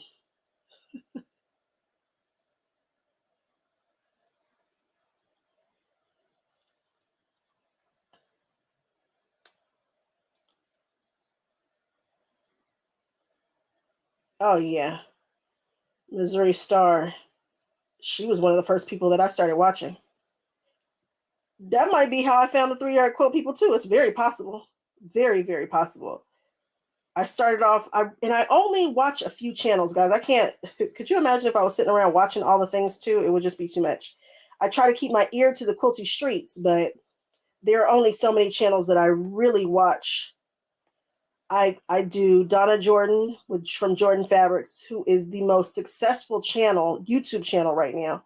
She doesn't have the largest subscriber base, but if you look at her views, trust me. Then there's Missouri Star, who has the largest subscribers that I think in regards to quilting. I think she's the largest. I watch her, but her show has changed quite a bit. I think Misty and her daughter are kind of taking over. It's just changed. It's evolving. I watch So Very Easy, my jam. Love that lady. Laura can get it. And I keep my eye to the, don't get me wrong. Teresa Down Under, Fat Quarter Shop. I mean, I got my eye around, but the ones that I watch, those are kind of the ones that I started off watching that I kind of still watch from time to time. Oh, and Shabby Fabrics. Shabby Fabrics. I lived on their page. I made so many of their projects. You guys probably think I am trying to really be a Shabby Fabrics channel, but I just love their stuff. I love her tutorials. I really like Shabby Fabrics a lot. Matter of fact, they just debuted a Notion that I'm going to buy. I meant to buy it yesterday, but squirrel, something must have twinkled and I forgot until right now. And I'm going to forget again, and then I'll have to, blah, blah, blah.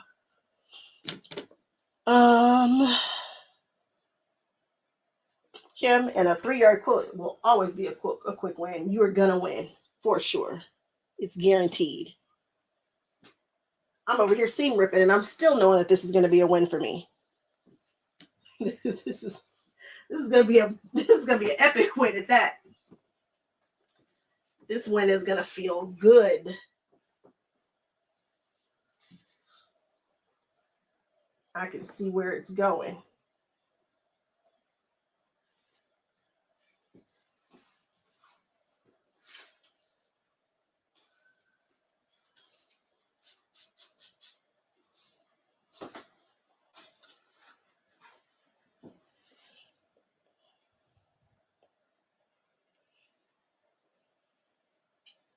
Terry, I put some stuff. Well, Terry, I actually put on more Disney videos in the background than I do quilting videos. I love to do like reviews on what's going on, what's happening. So Terry, I used the non-skid on something recently. I used the one that came from the shop that I was in love with, Quilts and Lace. Yeah, the one that I got in Florida. My ruler does not skid. But what happened is it puts like think of like hairspray. And so everything that it touches, it's picking up the lint. So my ruler looks crazy. I can still see through it, but it's definitely picking up the lint and stuff. And I'm sure I could just wash it off with warm water, but I don't know that I care. And the only reason why, where is it? Where's the ruler I just used? I don't know where it went. I don't know. And I guess, anyway, but I did use it and it picked it up and it was sticky and it didn't move. It didn't move like Quilter Select, so it did not move, but it was, and now that it's coated in lint and stuff, it still doesn't move. And I can still see through it. So it does work. I have the other one over here and it's the ODIF, and I'm going to try that one on the other project that I'm going to be doing soon. The one that I want to start today. So it does work, but it's a little it's a little weird. But it didn't move. So if the point was for it not to move, it didn't. There was no nudging. It was sticking to the fabric. It was not, but didn't hurt the fabric in any way. But you weren't going to just pick it up and you would have to pick it up. It's just, I've got to use it. I think I need to use it a little bit more, but it did what it said it was going to do. It's just, I don't love, because if I show it to you now, if I show you that ruler wherever it is, you're like, oh, that looks a little gross, but it won't move. So if you're not shooting videos, I don't know that it really matters too much.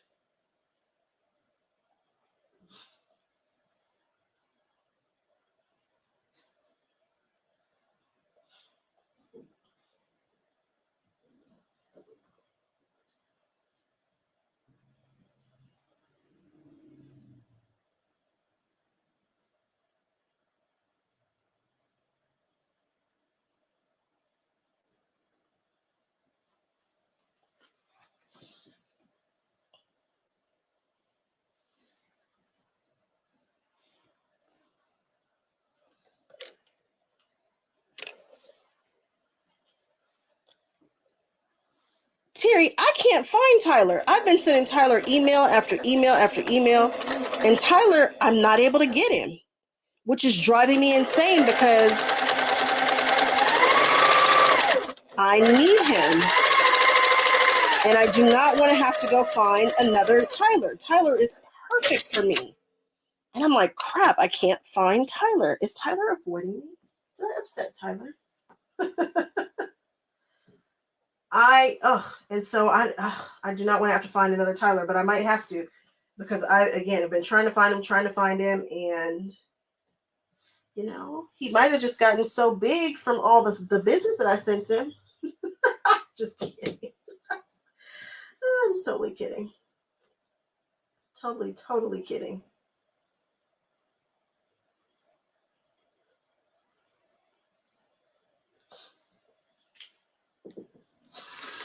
Gosh, I don't want to have to find another Tyler.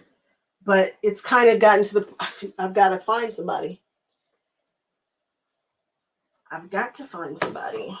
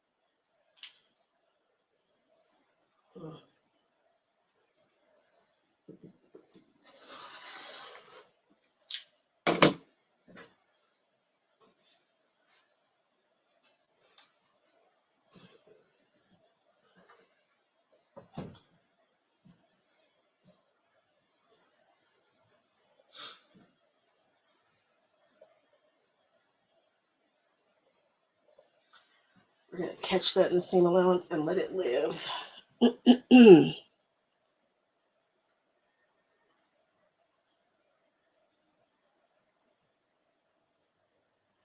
You know what? I tried the web page. He still hasn't. I'm gonna have somebody do it stealthy like and see if they can get through. I guess I don't know that I'm gonna go through all that. I might have to find another Tyler, and I'm annoyed because Tyler was perfect. He got it. Oh, he was so good. He was so good, guys.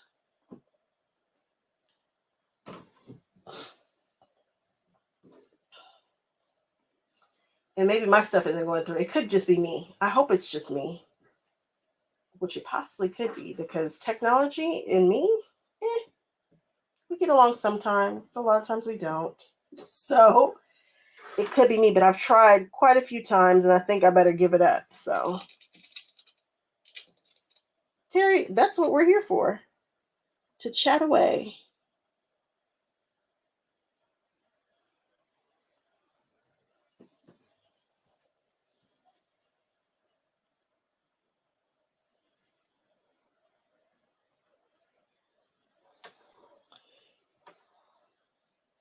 Yeah, I've got a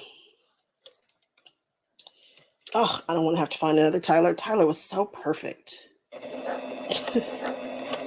But I've got several templates that I need made.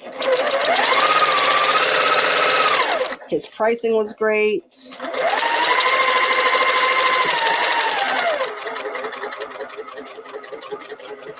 He was fast.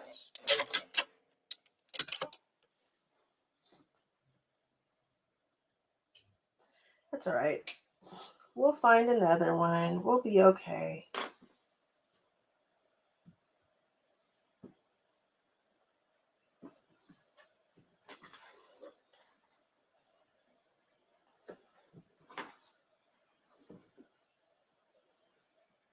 What did I just do? Color.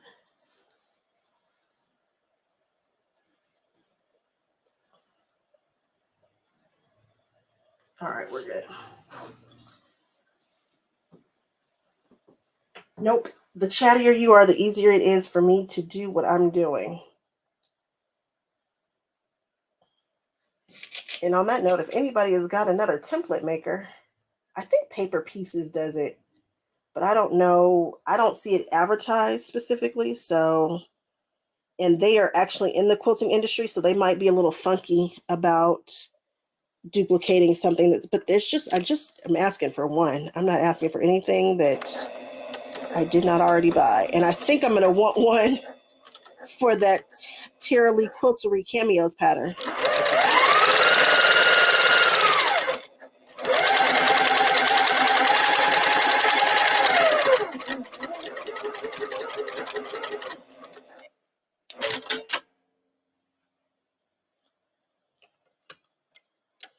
Is he on Etsy too? I'm going to send a note through Etsy and see if I get him. I'm going to try to send a note on Etsy. Didn't even know he was on Etsy.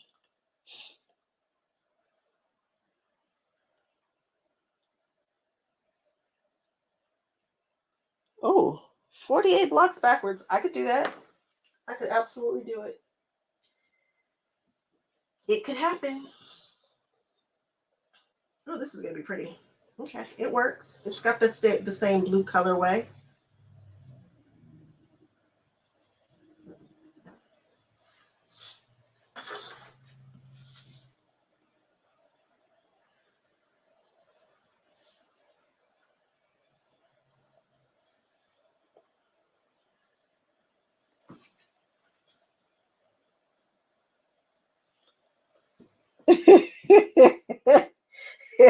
Say you've made up your new design. I heard that.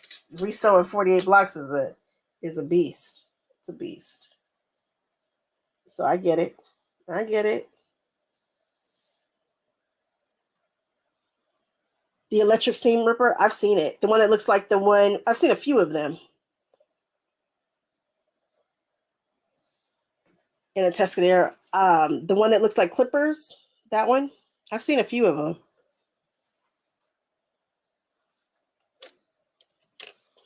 I can get it. I can try it out. Lord knows I've seen rip. I'm not sure if I've made the quilt if I don't have to rip something up.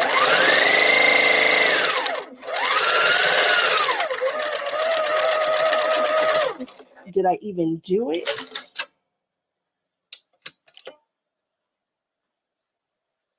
Oh, really?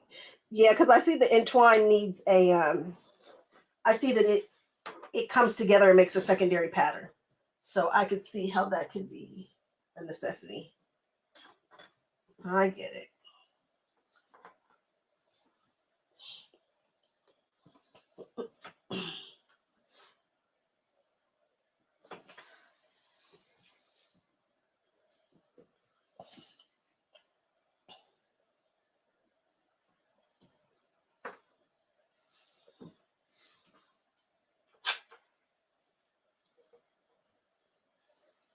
All right, guys, we've got one more row to go. I could have done this. How long have I been streaming? I have no idea. I'm going to look in a minute. And had I not been talking and had I not cut 3 blocks incorrectly, and that's how you know, last night, so instead of power cutting, I cut each one individually. Just slowly but surely, just because I love to cut fabric. Just love it. Have a ball with it. So sometimes when I can power cut, I won't. I'll just cut individually. And then, yeah, which I guess worked out great because I could have doubled up on what I cut wrong, I guess. I don't know. But Donna Jordan is the queen of, she will stack up 4 or 5 on top of one another. And that's what I should have done with this. I should have shown that technique. I should have stacked them up because they're just strips. Although I'm destined to get some a little off. But anyway, this is fine. This is fine.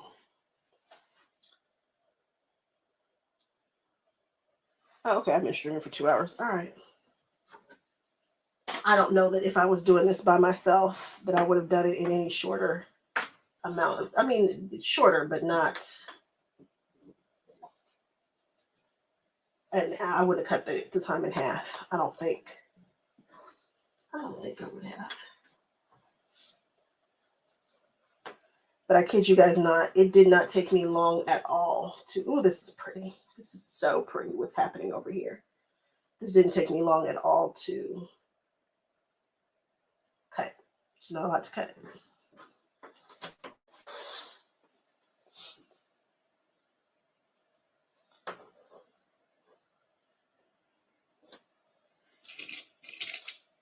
Let's do this last row.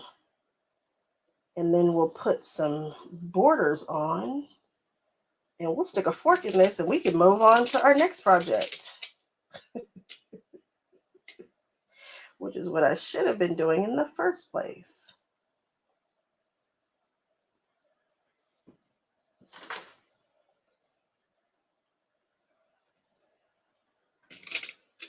I wonder what next week's Notions for Notions is. I don't remember. I know what it should be, but I haven't done the video. And I keep putting it off. But you guys are going to love it. You guys are absolutely going to love it. You guys are going to have so many opinions. And you guys are either going to tell me I'm psychotic, I'm crazy, or you guys are going to be like, nailed it. I tell you, when it comes to Notions, because this is all I do, sew, take out, unsew, sew, unsew. That could be a really cute name of a shop, sew and unsew. Even though we want to avoid the unsewing. But usually when it comes to Notions, I feel very confident about whatever it is that I'm recommending. You guys really like the glue tips. Really like that one.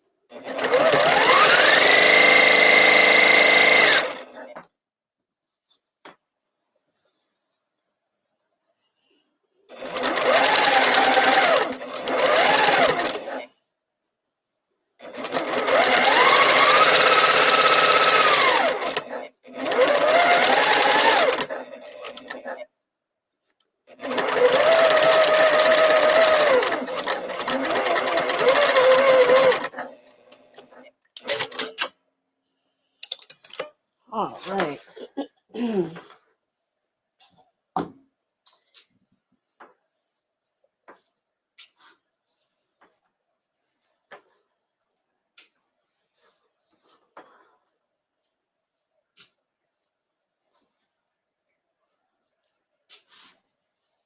I wish I had bought more fabric from one of those stores.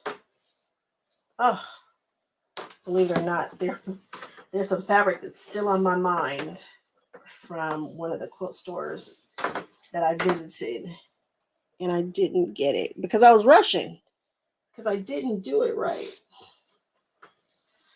I was doing all that rushing. So now look at me thinking about fabric. But it was neat. It was neat fabric. I think I found some more of that fabric that I used that we were just talking about on that big applique that I want to do over again. I think. I was at M&L yesterday, and I think I saw it in the flat fold section. And I might need to revisit that. This would be a great quilt with those big appliques.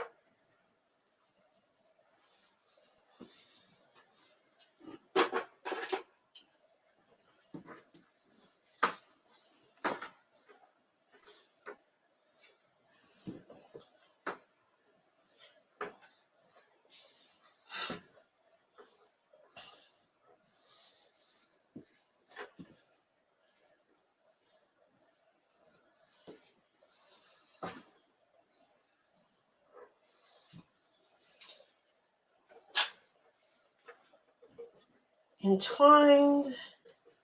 Somebody said, what's another? Oh, I'm going to have to go back and look so that I can see exactly which ones you guys want me to do.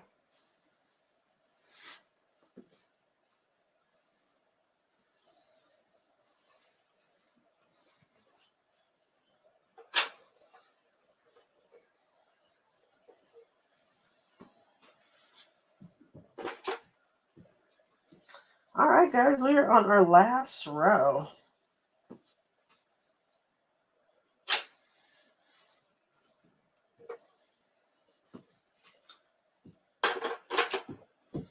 Am I the only person who does that? After I iron something, I have to touch it. Like I don't know it's going to be hot. Maybe I'm feeling how hot it's going to be. I don't know. I do it all the time. In the videos, I'm like, and she touches it. And she touches it.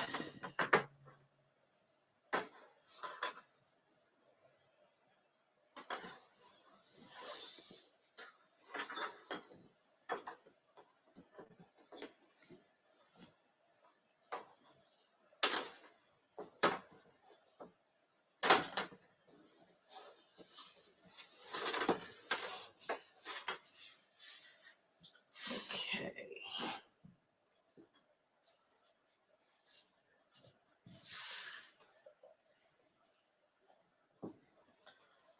Last row.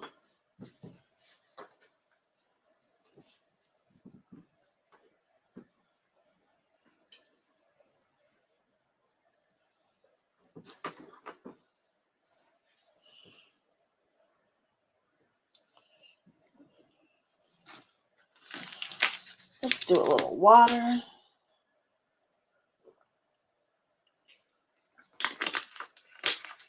I am digging the way that this looks. I'm looking at it in the camera. And boy, is it stunning. This is absolutely stunning.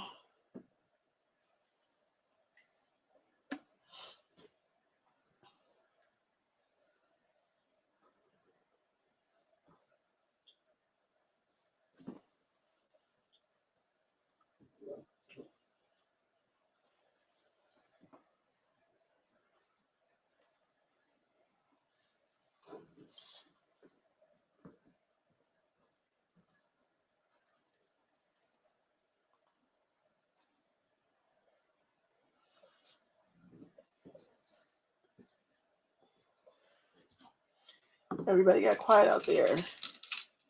Terry, yeah, I'm thinking this black and white is it. It really punches it up, this big graffiti style. I'm loving what we're doing here.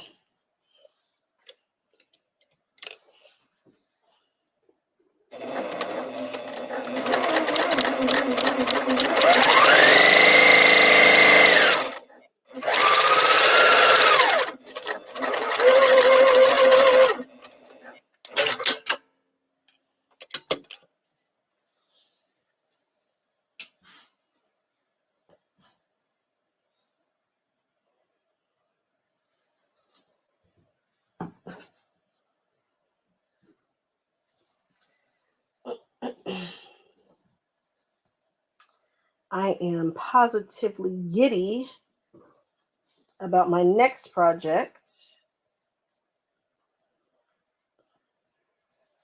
which is going to be more Tuffets. Can't wait to do them either.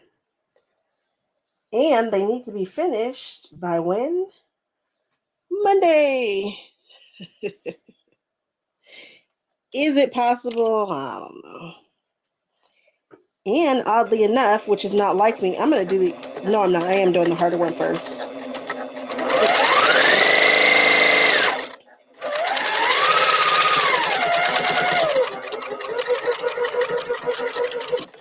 Which means I need to make some more... I'm going to add piping to one of them. Which means I need to make some bias tape. And I don't love doing it. I just don't. Making bias tape, I just don't love it. I want to love it, but I don't enjoy doing it. I just want to cut some straight strips and move on with my life. But no, we got to cut bias strips and we got to join them all. Or I've got to do bias strips and join them, or you can do continuous binding, but I want a nice edge for this, so I better cut them. Yeah, I'm going to do a video on it. It won't be live, but yes, I'm definitely going to take you through it. And the difference between that one, the one that we'll be doing upcoming, and the ones that I've already done is, the ones that I've already done came from some kits that I think are very expensive. Not for what they are, but they do cost. And so I was wondering if I can make a tuffet that is just as cute. I know that it won't be just as sturdy. It won't be just as luxurious in terms of what's inside. The foam that I got is from a cheaper kit, from a kit that is inexpensive. The foam that I used in those other two kits was some serious foam. It was high density. I think it was a high density poly, and it was a really nice, luxurious luxe foam. This other foam is the kind that you can get from Joann's. It's the green one, and it's just not as luxurious, but it's a little bit more, the kit is more cost efficient, but the kit does not come with all the things that you need. So it's kind of like, you know, is there a way to do it and be cost efficient? Because that's one of the things that deters people from it. Other than the fact that they think that they're making something that's difficult to make, when really it's not that difficult to make. It's not. I do things that make it a little bit more complicated than it has to be, but you guys have met me before. Nobody's surprised about that.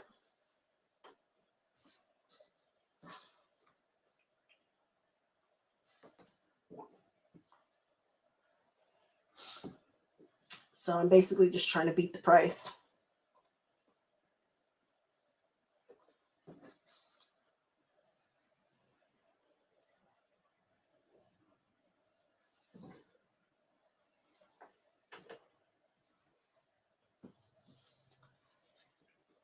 Because those Tuffets. So I made a Biani bag, a little their travel bag, And after making that, I thought it just felt so good. I felt so accomplished. But after I made that Tuffet, I felt like, nope, this is the greatest thing I've ever made. This is a piece of heavy duty furniture that's so cute. And what I've talked to the women who have made the kits, and one of the things that one of the women said is that you invest in the nice innards once, and then you go ahead and make the covers that look like Tuffet shower caps so that you can just continue to utilize that same one, which isn't a bad idea. Because first of all, not many people have room for a bunch of different ottomans all through their homes. And second of all, that kit, it costs. I want to say I paid just $185 base price, and it was not fully assembled. So there's one way where you can purchase it where it's fully assembled. And then there's one way that you can purchase it where it's the pieces, but it's not assembled. And then you can do, you know, kind of the pieces and parts. You can kind of part it out. That does not include the pattern, which I want to say was like another $30. And then to ship it, it's heavy and it's big. The shipping was astronomical. And when I spend over $50 on anything, I want free shipping. I've got my nerve. So I struggled with the price of one of them, and one of them I got in store. So, and one woman is no longer, she's not even doing hers anymore. So we'll see. Yeah, $150 and then $35 for the feet are separate. Let me tell you about my feet story. So I knew that I was doing one, and of course I wanted to do something crazy this time around. So I was getting all these different feet, and I ordered off Etsy, and the feet were, it was $50 for the feet, or so I thought. Do you know that was for 1 foot? So when the package got here, the foot was broken, and it was 1 foot. And I was like, 1 foot? I said, for $50, what did I do? I said, I did that wrong. So did that all wrong. It was just as broken as it could be. It was heavy, though. It was a very luxurious foot. But I was like, what am I going to do with 1 foot? At least you probably would have thought that I needed 2. Well, I guess maybe they thought that I was replacing one or something. I don't know. But it was a little more expensive. So got to pay attention because that was for 1 foot. And of course, you can punch stuff up or down however you want to. You know, you keep adding on the stuff and making it your own. It's definitely going to cost you more money. But I'm going to do another one. And I'm trying to do it just as luxurious, but see what the true cost could be if you go through and get the less expensive kit, which I'm saying the other kit is more luxurious. And that's just because of the density of the foam. I really feel like that foam density was different than what I've got now. I feel like there's a big difference in it. But if you're not comparing it side by side, who's to say how long one will last and one won't? Now, I should have set my very large behind on the ones that I've done that are luxurious, and then I sit on the other one and see if it comes back to life.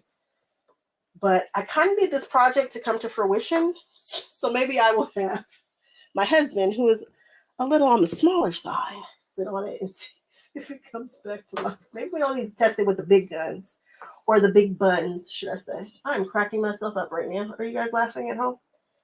I hope you guys are laughing with me. The density feels different, and so we'll see. We shall see.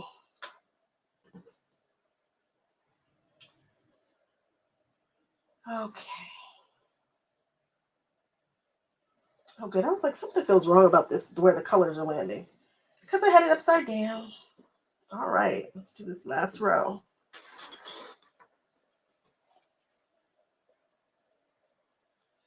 Terry, that's what the feet should be. And the woman who no longer sells them, but she did sell them, she had a class. And the 2 reasons why she said she doesn't want to do it anymore. And she's taking care of a family member, and that's consuming a lot of her time. And also, she couldn't source the feet the way that she wanted to anymore. So she's out. What's up, Annette? What's going on?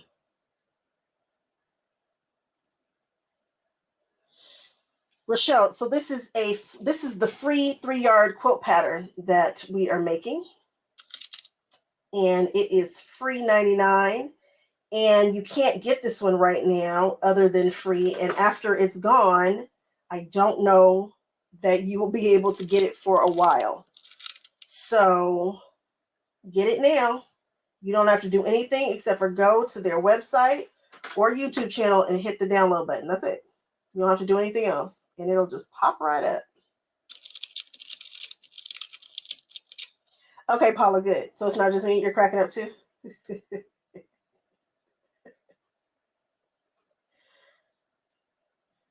Terry, the price of everything has gone up. Everything. Why was a pack of grapes $10? I said, oh my goodness. I wanted them. I'm just saying, but everything has just gone up exponentially. It's just off the charts. So, yep, Terry, the pattern is called Stepping Up. Probably should have put that in the description bar too. I just get so excited to cut the live on that I forget to put in the important things sometimes.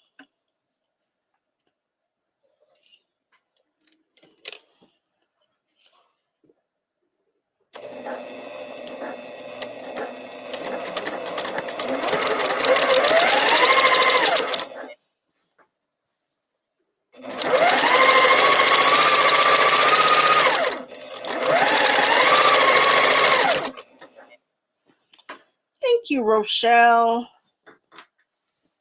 I'm trying it.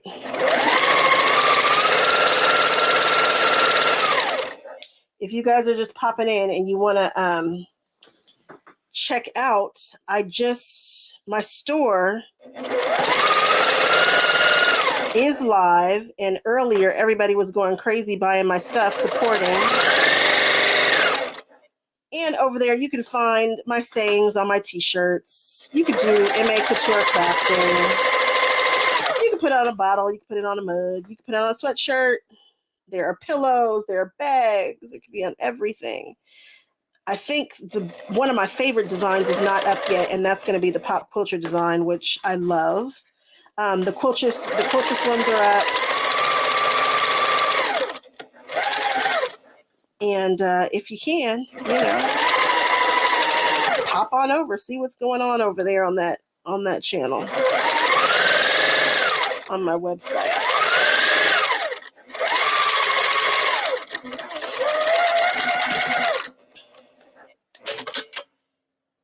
I can't wait to see you guys. If I see you guys in my merch, like we're taking pictures, I'm gonna try to go home with you. It's gonna be a thing. Just expect me to act weird. It's happening. It's happening. I kid you not, I'm gonna cry. The first time I see anybody in my shirt, it's a wrap. We're gonna have to call people on FaceTime so people can see that it's actually happening. We're doing it. So just be ready for it. Be okay with that. Alex, no time at all. I think we're on year 3. Is this year 3, guys? So the very first quilting project, but then 2020 was funky. I was working on my degree and then the world went weird. So I kind of, I went through a hiatus, but consistently on the channel, I'd say 2 or 3 years. It hasn't been long, Alex. I am in no means an expert. I'm an expert at being new. I'm an expert at trying all the weird things. And when I say all the things, all the notions, all the techniques, I'll just try anything. But that's about all. I'm an expert. It's all about taking everybody on this quilting journey with me, showing you what I find, the cool fabrics, the cool people, the cool shows. It's all about a journey. I do tutorials on what's happening. I tell you how to avoid the crazy stuff that I do, the mistakes, but other than that, if you want your super pros, you're going to have to go to Missouri Star and Chevy Fabrics and Jordan Fabrics for all that. But if you want a good time and some color and some funky patterns and some twists to something, I'm your girl. I am your girl. Something that's a little edgier, says the girl who's got skulls in your face right now. That's me.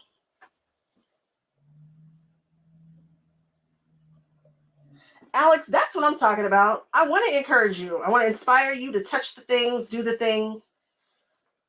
I was telling somebody the other day about how quilting, it just was the thing that was missing. My life was full before, but now it is full. I'm just as happy as I can be hanging out with you guys, talking about quilting, doing the quilting. It feels great. And Alex, if I can do it, anybody can. And it's not like I'm tackling the most difficult patterns in the world. I'm not. I'm going to, but I'm not currently.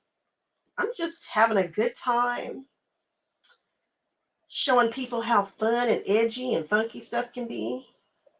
Because I find that a lot of the other bigger channels lean a little bit more color conservative and pattern conservative.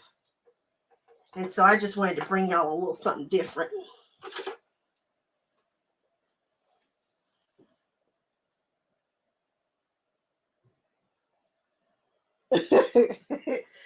Well, I don't think Tula was gonna give me hers, and I wanted it bad. That neon, when I saw the neon on the straps, I was like, "Oh, come on, she nailed it." But she always does. You know, it's Tula, it's our girl.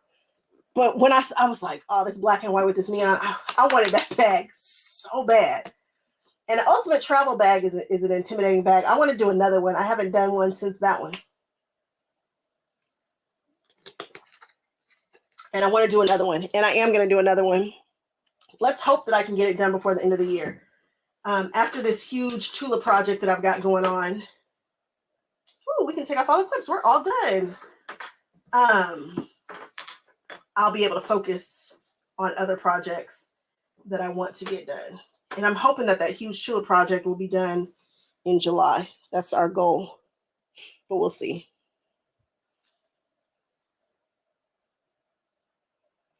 Alex, they do. They have some, they literally have like reproduction prints, which is a whole vibe itself.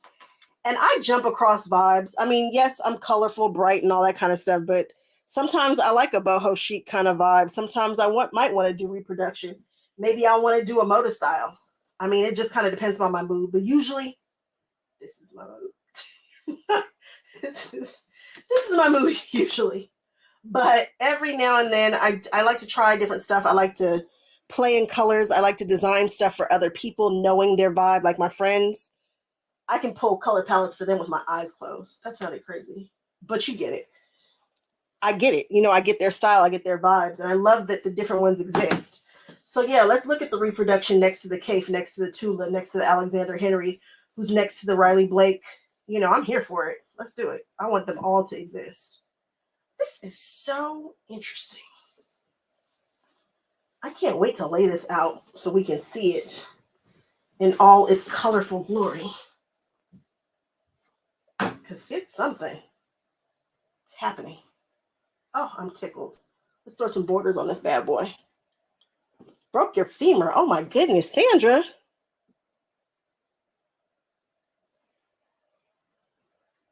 Oh, Sandra, that's what I'm talking about.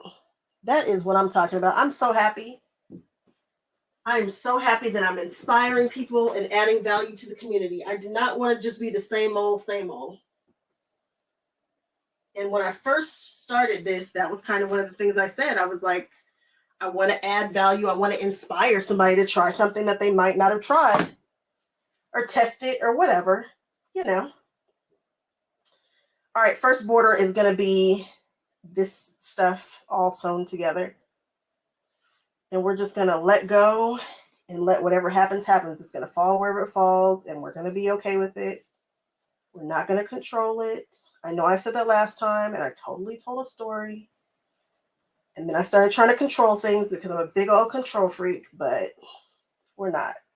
We're just going to, we're going to start there, or we're going to start at the other end.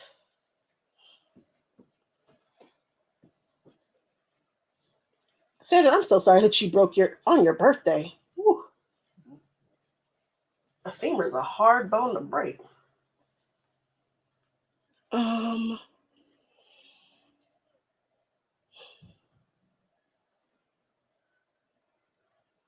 I'm so happy that you're donating and that you're using your stash.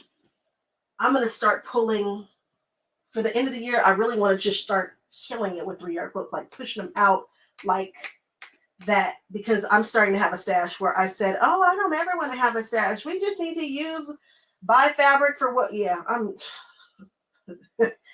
that has gotten away from me, and I don't feel good about it. I'm the kind of person that will come in here and give away all this fabric just because I don't want to look at it. And so instead of doing that and wasting that kind of money that way, we're going to just start cooking with 3-yard quilts because I can push them out fast. And I've got some funky, cool color combos in here and some projects that were great in theory that I just haven't gotten around to. So I think we're going to start doing a new series on my channel called Shop My Stash, because my mother will come in. This room gets very crazy very quickly. And that's one of the things that she does to help out the channel, is to come and kind of put stuff back where it goes. And we take out fabric and we look at it, because if you don't look at it, you're not going to use it. So being in these tubs is cool. When you buy it, you're like, oh, this is beautiful, but then you don't see it anymore. So when she takes stuff out, I'm like, okay, put that out, put that to the side. That's going to be a 3-yard quilt.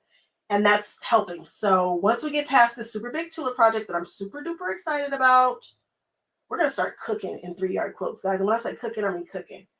Because I don't know if I've done 6 in 2 weeks, but I really can make them faster than I thought. So I'm going to stop talking and start sewing, but that's kind of what we're looking at, where we're going to start shopping my stash. And that's going to be fun, because every time I open up a new box, it's like my birthday.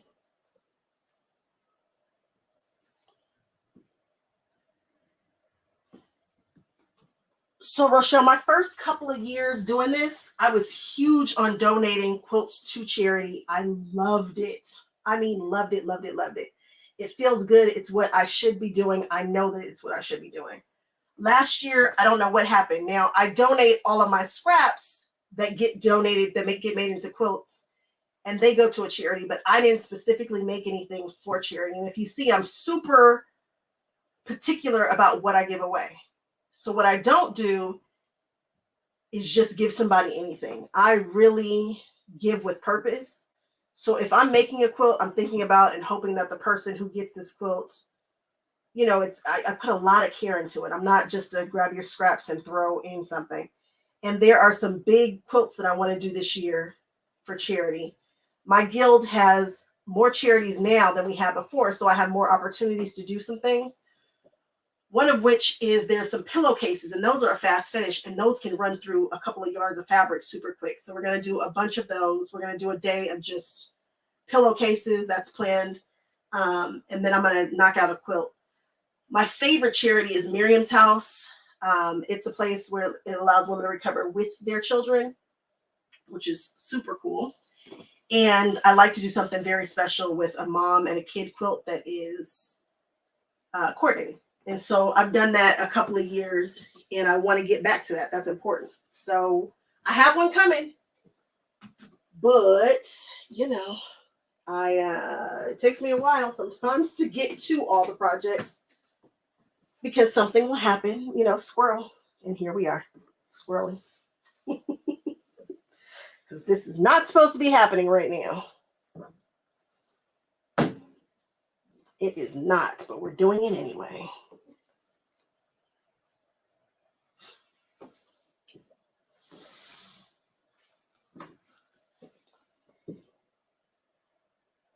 Why do I push them out so fast? Well, a few reasons. One, I'm a little off. But two, with the channel, I try to give you guys a quilt a week. I try to give you a project on Fridays a week to kind of keep up with the channel, the importance of the channel, and what people like to see and that kind of thing. So there's that. And I love this. I absolutely just love it. And I can pump them out fast. I can.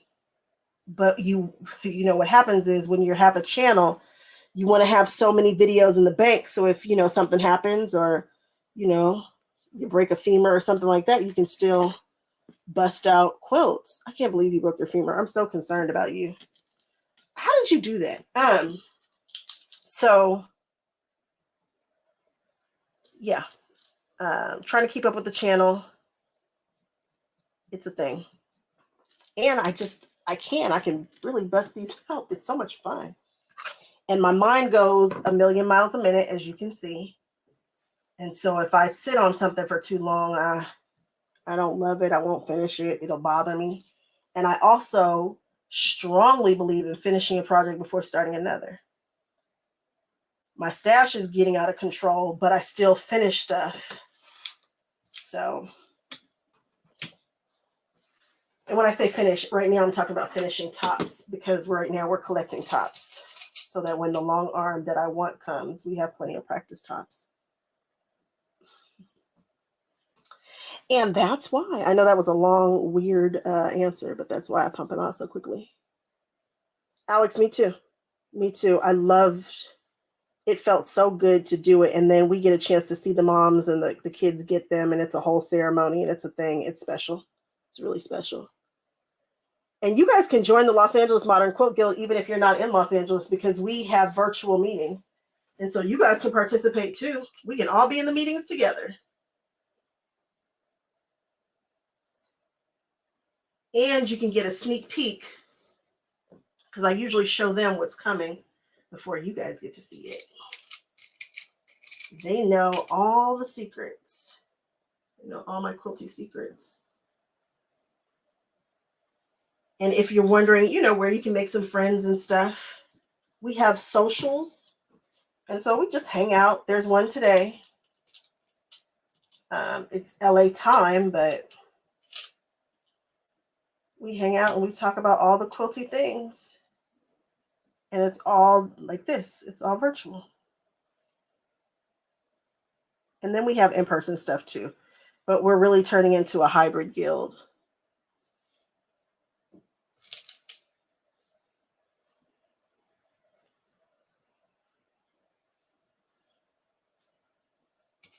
And I think that guilds now should become hybrid. Because of COVID, we figured out that it can happen.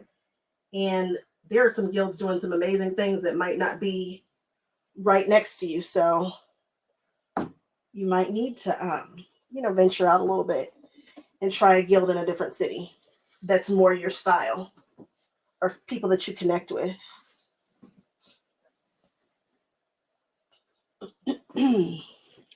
I was thinking about starting a guild myself. Wouldn't that be something?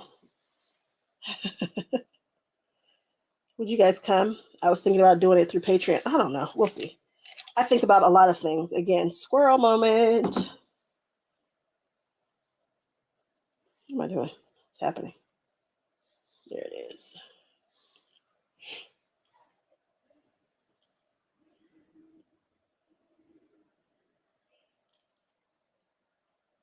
Oh, thanks, Terry. You guys are so supportive now. But Patreon, just as I said, as I look up, see, it's Patreon. This is about the 5th time that I've heard that this week. But I don't know what I can offer my Patreon supporters just yet that I feel comfortable with, that I can complete.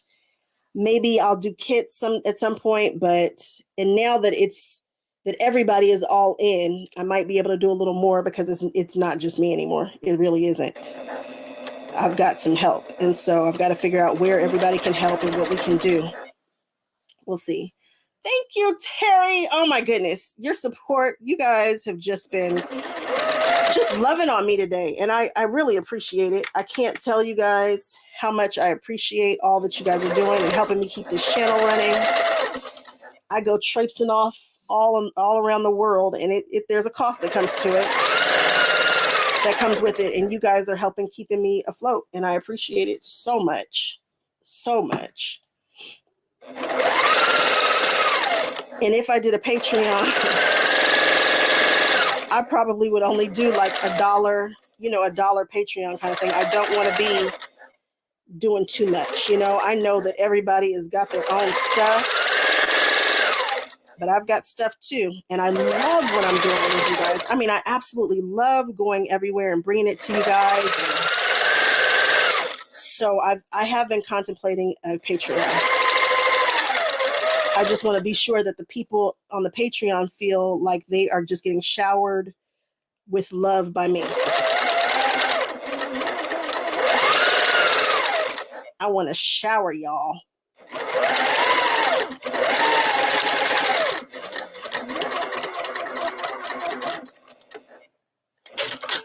Oh, thanks, Alex. You enjoying? Okay.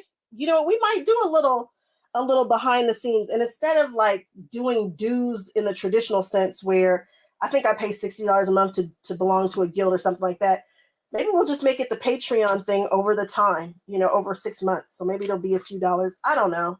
And then we can be a guild and we can have people come, and I'll use those funds to, you know, have people come and speak and all that. I've thought about it. It's a thought. It would be fun. I would have the funky people come.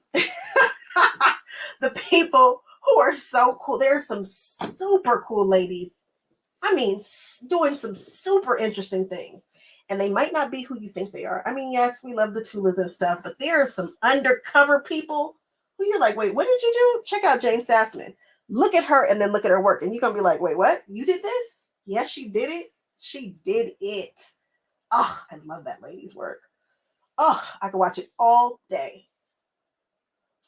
We're going to find the superstars. And maybe not the ones that everybody knows of. We're going to find the ladies who are teachers and moms who can just kick butt with quilting. And I've come across so many in my ventures. I'm telling you. There are so many people who are doing amazing things that don't get the recognition because they're not the big names. They're not on the Instagram. They're not on the YouTube. But they're out there doing it.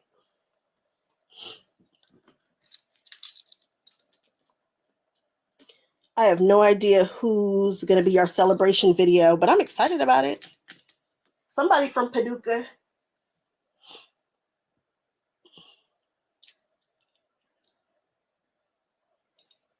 Well, that's a good idea, Sherry. You guys have all the ideas. I should have been asking you guys this from day dot, from the beginning. I guess this is still the beginning. Quite come full circle just yet. But I do have some things in the pipeline, but I'm one of those people who kind of, I sit on it until I know, till the ink is dried, you know? So we've got some stuff coming up, but I think a Patreon would be good. I think it's about that time. I've invested a lot, and it is time to recoup some. It is. There's no way of getting around that this is now a true business. You know, there's taxes and things involved, accountants and people, and it's a thing. And I'm happy about it. I would have never thought if you had told me that 20-year-old me would be a quilter, I would have looked at you like you were crazy. And now I just can't imagine a life without it. And the fact that it's now become a business is just tickling me even more. And so I've got to treat it like a fun business. And we've got to start recouping a little bit. And so figuring out ways to do that where I feel like people are winning. I want you guys to really win with Patreon. And I want me to be able to win too, and for it to be doable. Terry, I'm so glad that I'm introducing you to quilters.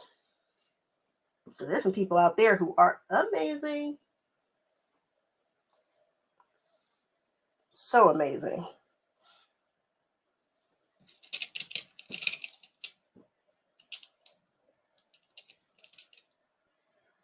Alex, I'm trying to turn them into reality. I'm giving it a go. You guys are helping me with it, so just keep me encouraged and keep giving me those thumbs up and things, and I'll keep cooking away over here. Because I have so much to share. I have so many little ideas for quilts that, I mean, I've got them. And, you know, I love Fabric Cafe, and that's my true love, but there are some other patterns that have been so much fun. Like the one that I did, Latifah's The Other Side. I refuse to do another one of those because there's so many patterns in the world that I own that I need to be doing. But I sure enjoyed that pattern. I was looking at that quilt the other day and I thought, this is so cool.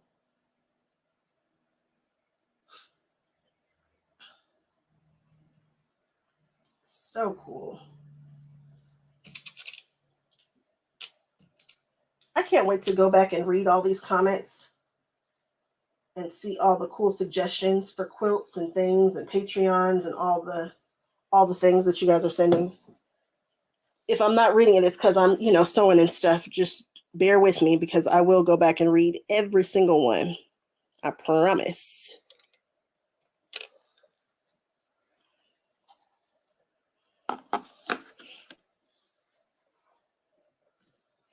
Oh, Terry, that's kind of my new tagline. Is I want to be everybody's quilty best friend. One of my girlfriends said that. She's like, I just like to put you on in the background. She says, like hanging out with your best friend while you're quilting.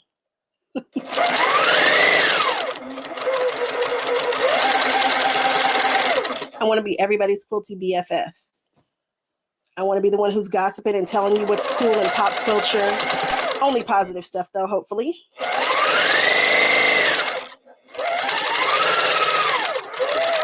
I want to be telling you what's the happenings around in the pop culture world.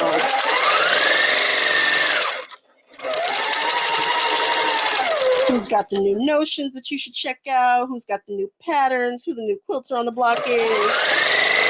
What fabric we cannot miss out on. And I feel like I'm kind of doing that now, so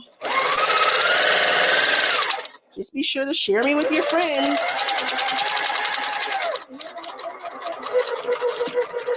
Which machines are coming out? Who has the cool machine features?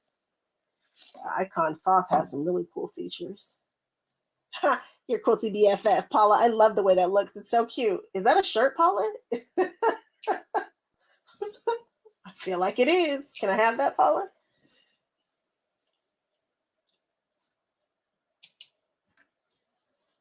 Sherry, you know what? That's one of my favorite parts of the guild that we don't do anymore.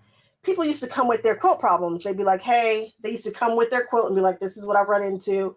It's a Y seam. I can't figure out a good way to do that. There's this.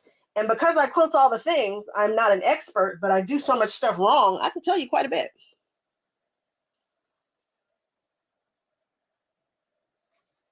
Yeah, Terry, I'm going to get on you if you buy new fabric and I don't see you quilting enough.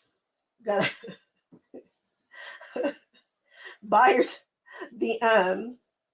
buying fabric is a whole different thing. That's not what I'm doing over here. We're trying to quilt, although I'm in that same boat right now, Terry. I really need to do better, and I know it. I know it. But I'm also the friend that's like, what? My girlfriend was going back and forth about the Tara Lee Quiltery's cameo pattern. Tara Lee Quiltery has the coolest paper packaging that she just redid. I mean, it's cool. And my friend likes paper patterns. And she was like, yeah, but should I get the digital? I don't understand why we were having the longest conversation in the world about that. I don't know why we were doing it. But she's going back and forth, back and forth. I am usually the friend that's going to say, get it. You know, I'm that friend.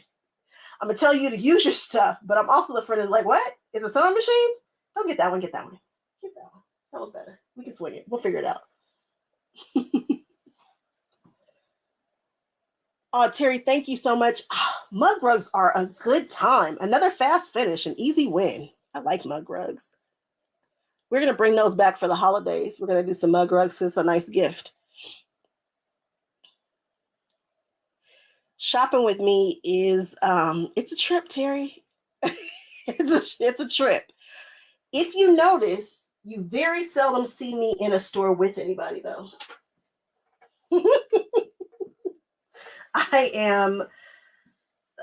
My mother and I shop together beautifully. And that's about it. That's about all I shop with. I might go over something 50 million times. I might spend a little bit more than people think I should on certain items. It just kind of depends. I might stay in a store too long. So I might go back and forth, and then I might stop. I might go eat, might come back, might drive back to the store. I have been known to, I think in Vegas, did I go back to that store 4 times? I did something insane, and I wouldn't want people to see me do that.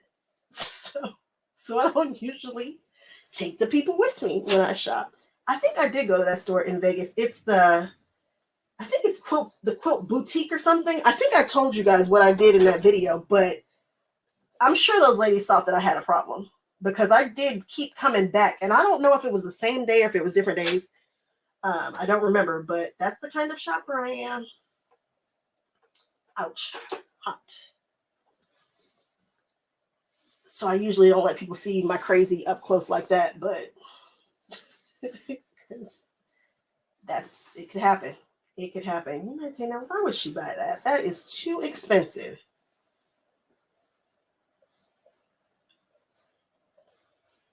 Does she really need that other machine? Do you really need another sewing machine? Yeah, I need it. You do too. I'm that friend. Get it. Get it.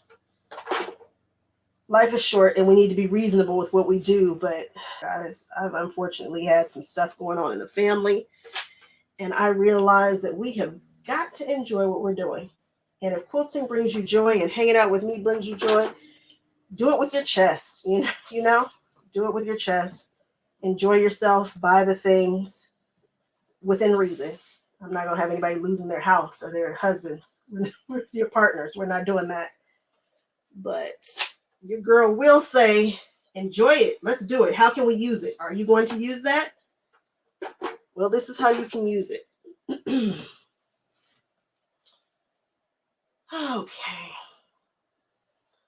We're almost done with our first border. It's weird. It looks like it's diagonal because of the way that the stripes are, but I assure you it's on there straight. I like it. It's cool.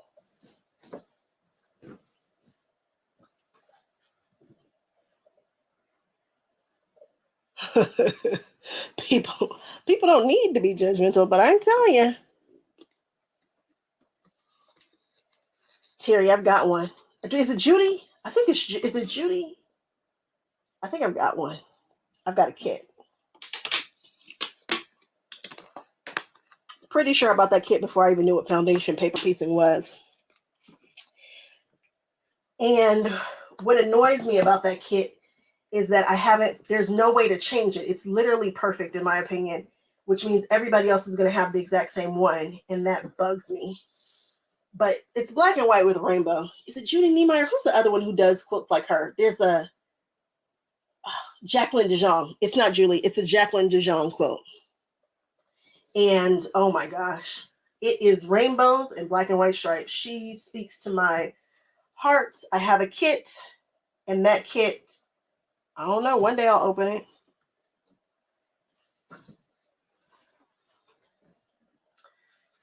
So my guild has this thing where they are trying to get people to finish their UFOs. And for me, they tease me because I usually don't really have UFOs because I finish what I start. Right now I have a bunch of tops and these would be finished if I could afford it. If I had a long arm that was computerized, these would all be done. I guarantee it. So we don't count those.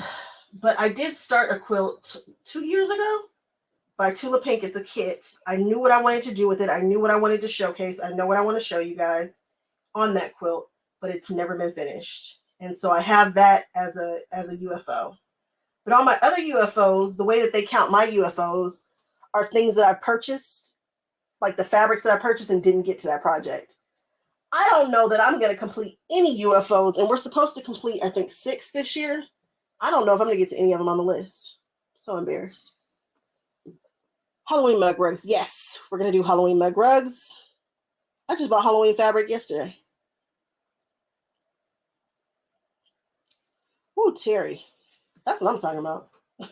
That's Stitches in Dixon. I enjoyed that store. They have some of the best accessories for Janome machines. They had stuff that nobody else had. Alex, is a whole process. See, I get it. I understand it.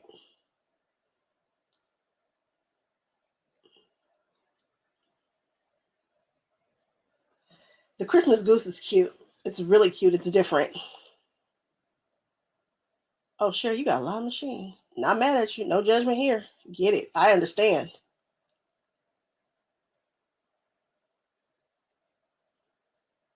Five to 6 weeks. My goodness. I am now to the point where if that is the turnaround for one of my machines, I do have another one. I've never had any of my machine serviced. The one that probably, I don't know when you're supposed to do it. I don't know. I feel like they're all pretty new though. So I'm like, I don't know.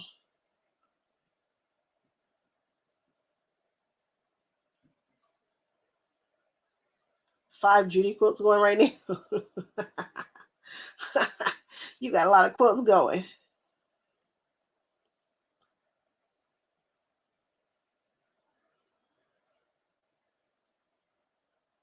Oh, cool. I want to do aprons. I keep saying I'm going to do one, and eventually I guess I will.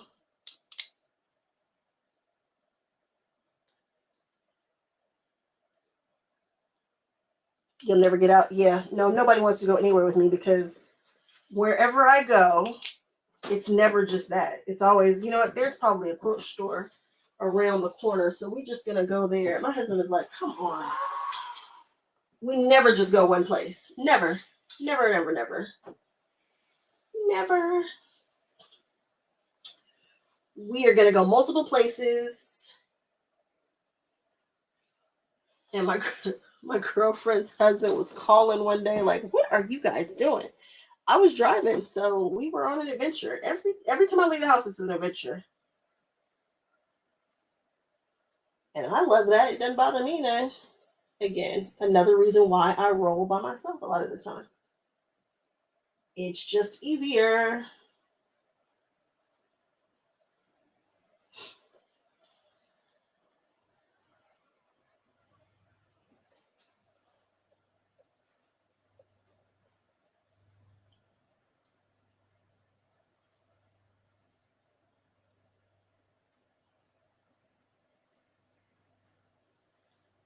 Quilt kits are a great place to start for beginners too. You've got what you need, and you've got a picture as to how it should look when it comes out.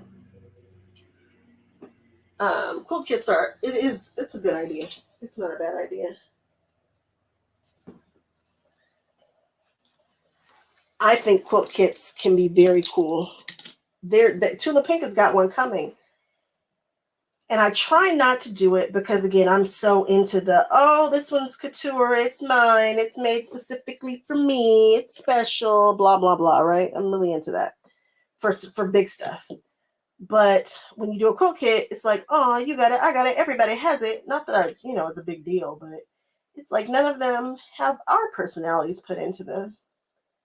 They're not custom.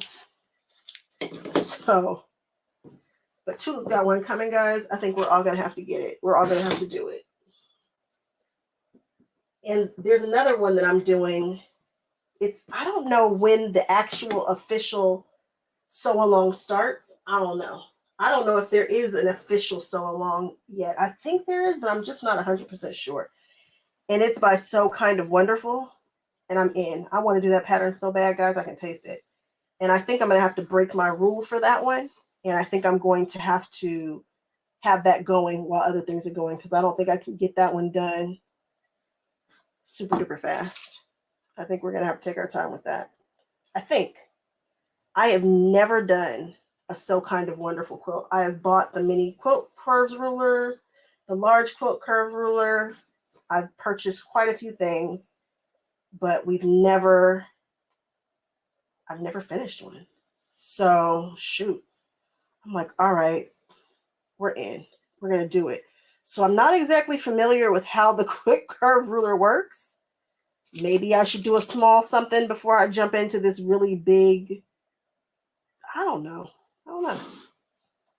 I wish I was closer to, what shop is that with the cow? What shop was with the cow, guys? I have it over here. I have the sticker. Old Town Quilt Shop. That's right, in Orchid. This one. She knows So Kind of Wonderful inside and out. Inside and out, she's done it. She's done all the classes. The owner, she's like, I love them. She stocks them, totally stocks them. And I'm saying stock, like she stocks all their products if you're looking for them in a local quilt store. And I wish that I was a little closer to her because I want to do it. And she's taught, I think she taught what she did was she did a class, and you could do anything from this book in her class. any pattern. And so she did a sample of every single item in that book. I think I have that book somewhere because there was a really cool shaped quilt that I thought was awesome. I'm like, go you. That's what I'm talking about. People who are passionate about stuff.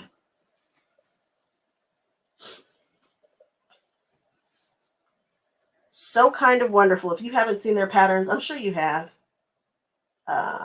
Once you know their style, you know it. They have a very specific look to their patterns, and it is sassy and modern and sophisticated and airy in the best way. Love their stuff. Absolutely love it. Never tried it. And now that we have our glue stick, please. Curve what? I don't care about none of that. There's never a reason to be scared of a curve again a day in your life after you do the glue stick trick. And I'll show you guys that soon. We're going to talk about curves. And we are not going to be scared of curves. Okay, what are we talking about?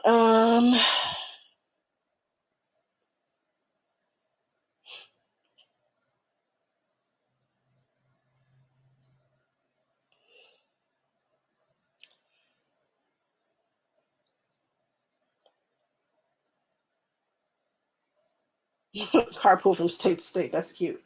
I love it. Yes, do that.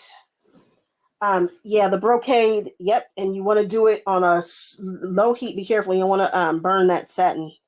But the Lunar New Year quilt, that was a cool one.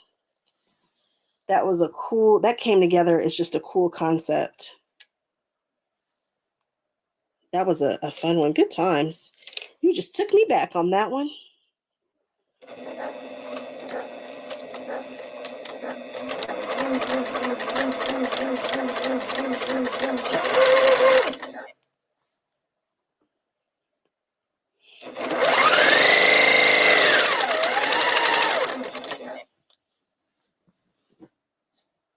Boy, I like that. I just love the way that the colors came out and the way she quilted it with that fan. Oh my goodness. It'll make you just want to holler.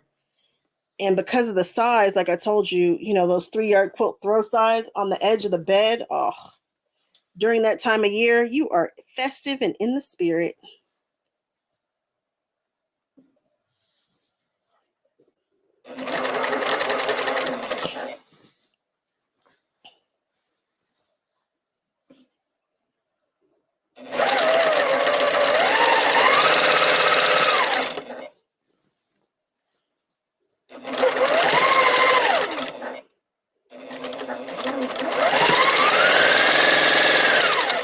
I feel like my bobbin should be running low. If I had white fabric. Have you guys seen my bobbin hack? It's probably the most genius thing I've ever stumbled across. Ever. And I don't think enough people know about it. If I was sewing with light colored thread, though, I would know. Basically, I treat that light colored thread like receipt tape. So I take it and I mark it with like a red marker or a pink highlighter, friction, whatever, something. And then I wind it. So I mark about a yard of it, and then I wind it, starting with that edge, of course. And then when it gets, short, you just kind of keep looking at the back. And then when it gets short, because you start seeing red thread. And if you use friction, you don't have to worry about it because it's just going to disappear. That's on this channel somewhere. And I think it's the best bobbin hack ever. Ever.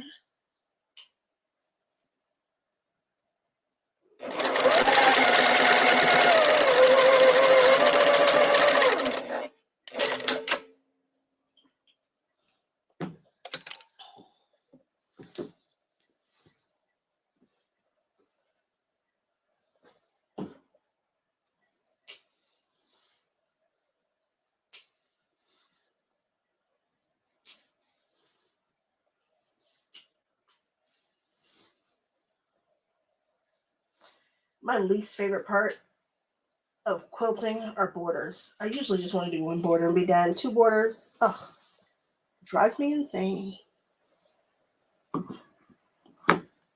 That I did. Genius, that's the Patreon kind of stuff. Well, like I said, I really just I wish this channel on YouTube would just pick up a little bit because I want to share it with the world. I really don't want to I don't want to be I don't mind being on Patreon. I just wish that I could share it with everybody all the time. Anyway, I don't know. I don't know. We'll figure it out though. We're going to get it together. Terry, because you're not the first person to say that. That one.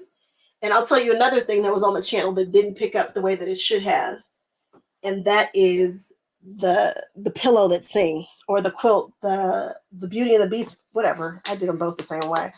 About embedding the QR code in there so that you can tell a story, talk to somebody, have a song embedded in there. So I gave my girlfriend a quilt that was Beauty and the Beast because it was really special to her. And when you take a picture with your phone of the label, it plays the Beauty and the Beast song. I thought that was genius when I did it.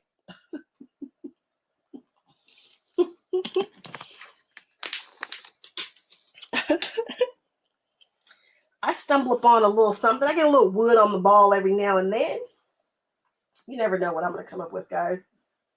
You just never know.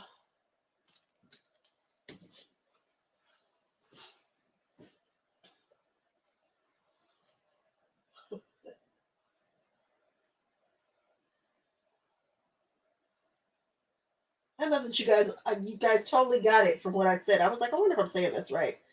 But yep.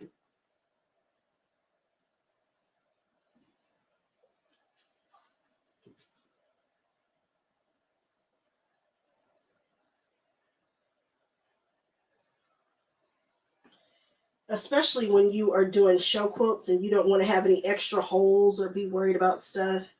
And you're like, nah, I need to know when this is going to run out. This is what you do.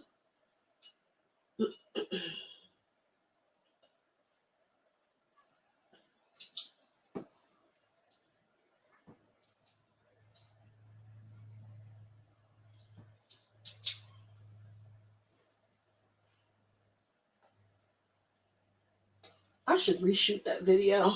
I think I will. Now that the channel is a little bit more, now that more people see it, maybe I'll redo it. We'll see.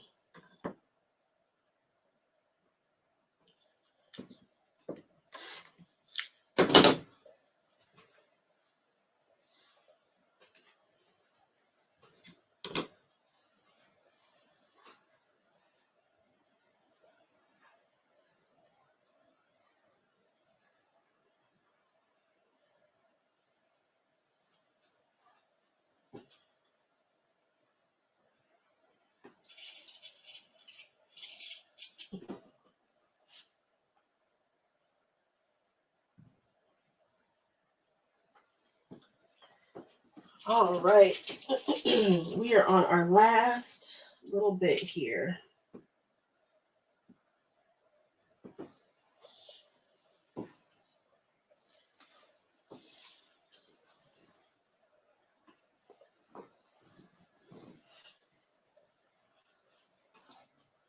Who would ever thought I would become a pinner?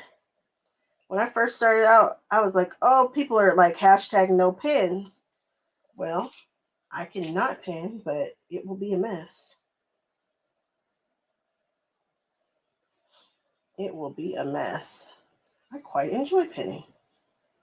I don't put in a whole bunch all the time, but I do like a pin. The only time I was putting in a ton of pins is when I was working in curves. And then I would pin like the Dickens. But now that we have the Elmer's glue, nah, we don't have to do that. I find that people are people use the glue way more than we know. Way more than we know to just have stuff be way more accurate. Much more accurate.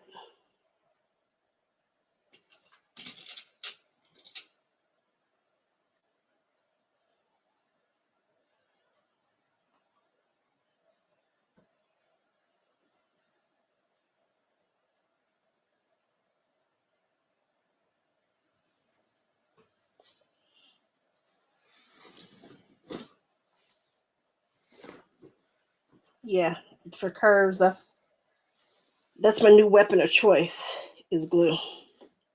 Absolutely. I saw Betty Crocker ass do it, and I should have known, since she's the curve queen, that if she says to do it, that's what you do. She is the curve queen, one of the many, but she's it for sure. She's the curve quiltress.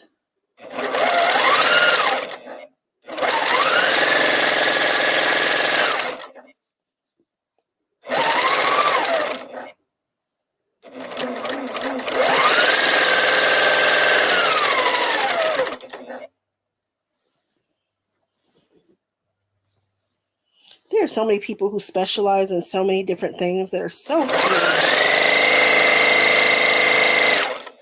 Like Jay Bird and Krista Moser, who have really got their style just honed down. I've been seeing Krista Moser pop up everywhere lately. She's back, you know, everybody's back outside after COVID, and she's back on the road doing her thing. She appears to be very booked and very busy. I told you guys, I had a feeling of bobbin. It felt like bobbin time. Can you guys kind of predict when your bobbin is going to run out too? You know, when you've been sewing for a while, you're like, it feels like it's about that time. If you guys haven't seen me use this brush, I love it. Every time I know that's gross. I feel like I'm picking my nose and showing you, but every time I open this bobbin case, I just tap underneath there, and you can see all that lint. I'm just tapping, and it's just sucking it right up. Look at that.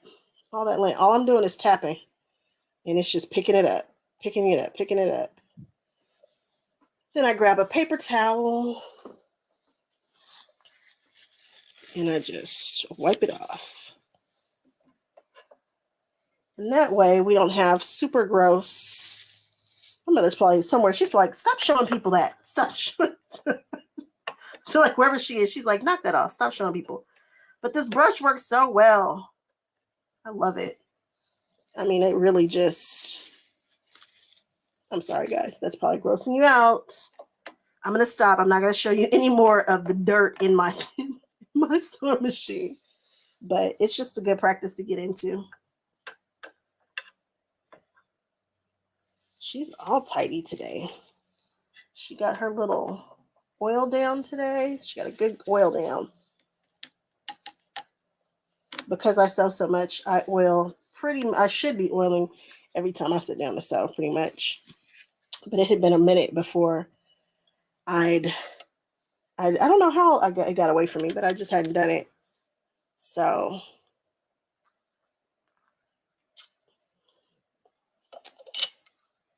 yeah. Oh, I'm glad you like my Notion series. I take my Notion series very seriously. And pretty soon, after some time, after a couple of years, we will have so many notions up there. If you want to know about a notion, it will be a place where you can go and find out.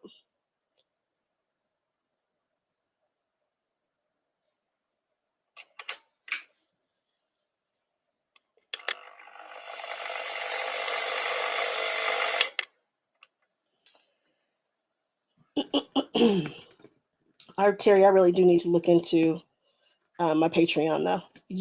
I kid you not, it's the 5th time that it's come up this week, and I'm like, what is up? And there are people who have been saying, hey, you know, you need to look into this, and I don't want to ignore it. If the universe is trying to tell me something, I better listen.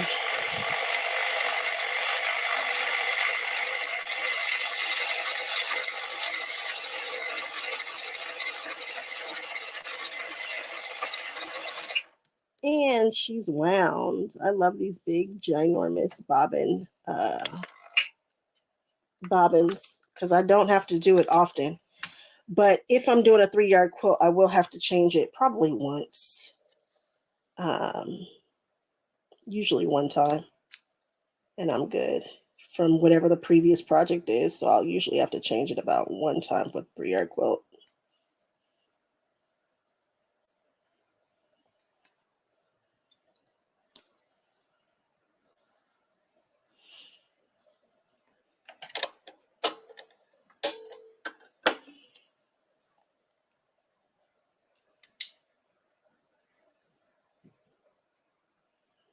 You guys just need to hit the stickers when I'm live. Well, whatever you guys do, I appreciate it for sure. I mean, I really do. But we will, we're going to figure it all out. Just hitting the thumbs up is huge for the channel. You wouldn't think so, but it really tells the channel to keep pushing it out. And you can see this starting to grow. I can. I see the subscribers and everything growing, which is nice. It's nice.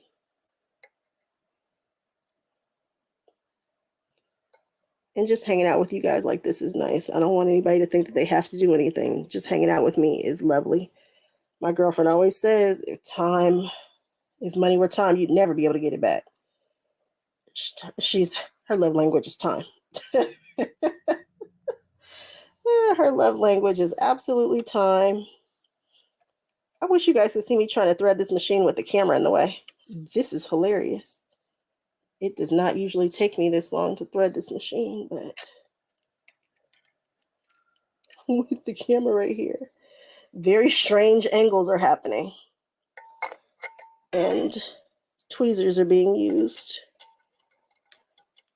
And I'm trying not to shake the camera too much. But I really like the angle that it is right now. It's not really in my visibility range. Oh my goodness, guys. Oh, look what I just did. I just completely pulled it out. Okay, so we are going to move the camera. We're just going to move the camera for a second because we cannot get this threaded. Alex, you keep picking up. I'm still playing. I don't know if that means that my videos are too long or... That's excellent. The other day, my father brought it to my attention how many videos really are on YouTube. I want to go and see how many of my sewing videos are on there because I have no idea how many are on there. And he's like, that's a lot of work. And I didn't think about it like that. I guess it is. It's fun. It's not work to me. This is funsies. When I have to sit down and deal with business stuff, I don't love that part. But the actual making of the things, hanging out with you guys, please. Talking, do that all day. As you can see, we've been on here for what, 4 hours? Just to going. I've been just to talking. People are my thing.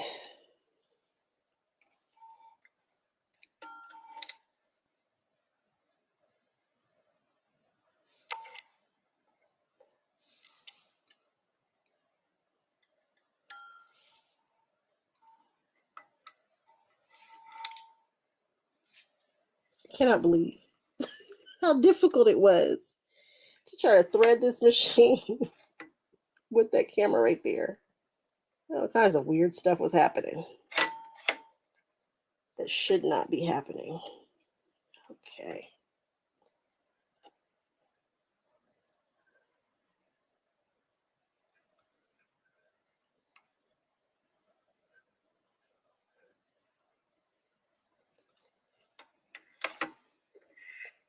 When I'm not on camera, I can thread this machine in 2.2 seconds.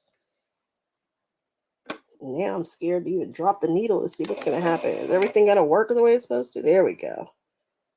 All right. We got action.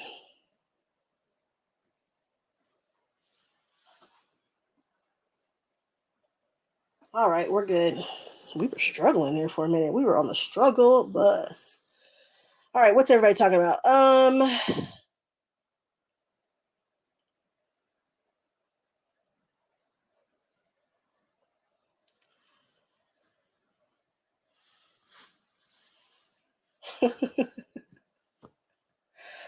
Cool, Alex. I love that. I love that you hang out with me again. If time were money, you wouldn't be able to get it back. So I surely appreciate you spending that time with me on my channel. Hanging out with me today. I thought it was going to be just me in here. It's not. And if I'm being honest, every time I do something like this, there are more and more people. So I can see the growth. I don't want you guys to think that I'm out here complaining and begging. I'm just being realistic about what's going on and what's happening and, you know, kind of what I'm trying to do going forward. I'm just keeping you in the loop. I'm all right. The channel's not about to tank or anything. I'm not going to have to pull out. We're all right. Head is still afloat. Husband hasn't put me out. We are fine. We are fine. We're going to be fine. But we are going to grow. And that's okay. Alex, are you cooking while I quilt? I need to be cooking. I don't even want to tell you guys what's not in my refrigerator. Somebody needs to go shopping. I don't know who, but somebody's got to go. Oh, I went to the doctor yesterday just for a checkup. I used to go around my birthday like a good kid, and I kind of stopped doing that when COVID hit. So I was due, and that doctor tried to find anything and everything wrong with me. She was trying her best. And really what it all boils down to, she's got to lose a little weight. So next time I go to the grocery store, it probably won't be nearly as colorful and as fun as I like it to be. It'll be colorful in a different way. It'll be lots of greens. Maybe a few yellows and reds. Maybe a few little oranges. We'll see. We'll see. Okay.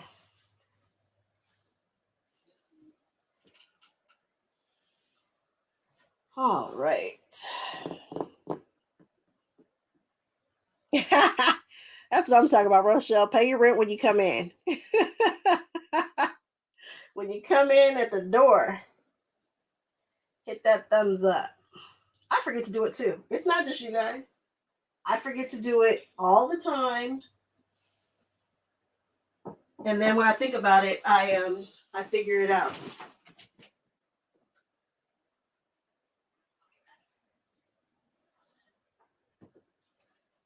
You guys, hold on one second. Actually, I need to end the live. Yes. Okay. I need to end the live, guys. Something's going on here. And wait, you just called for mom, so mom's okay. Mommy's fine? Yes. Okay. I'll be back with you. Kim. Okay. Okay. Guys, we just got some bad news. And so I'm going to go on ahead and end the live now. And I will be back with you. Okay. I'll see you guys on the next one. Sorry about that. I told you guys life is happening. And unfortunately, it's happening on the live. Everybody in my family, in my household is okay. I will check with you guys later. Okay. Bye-bye.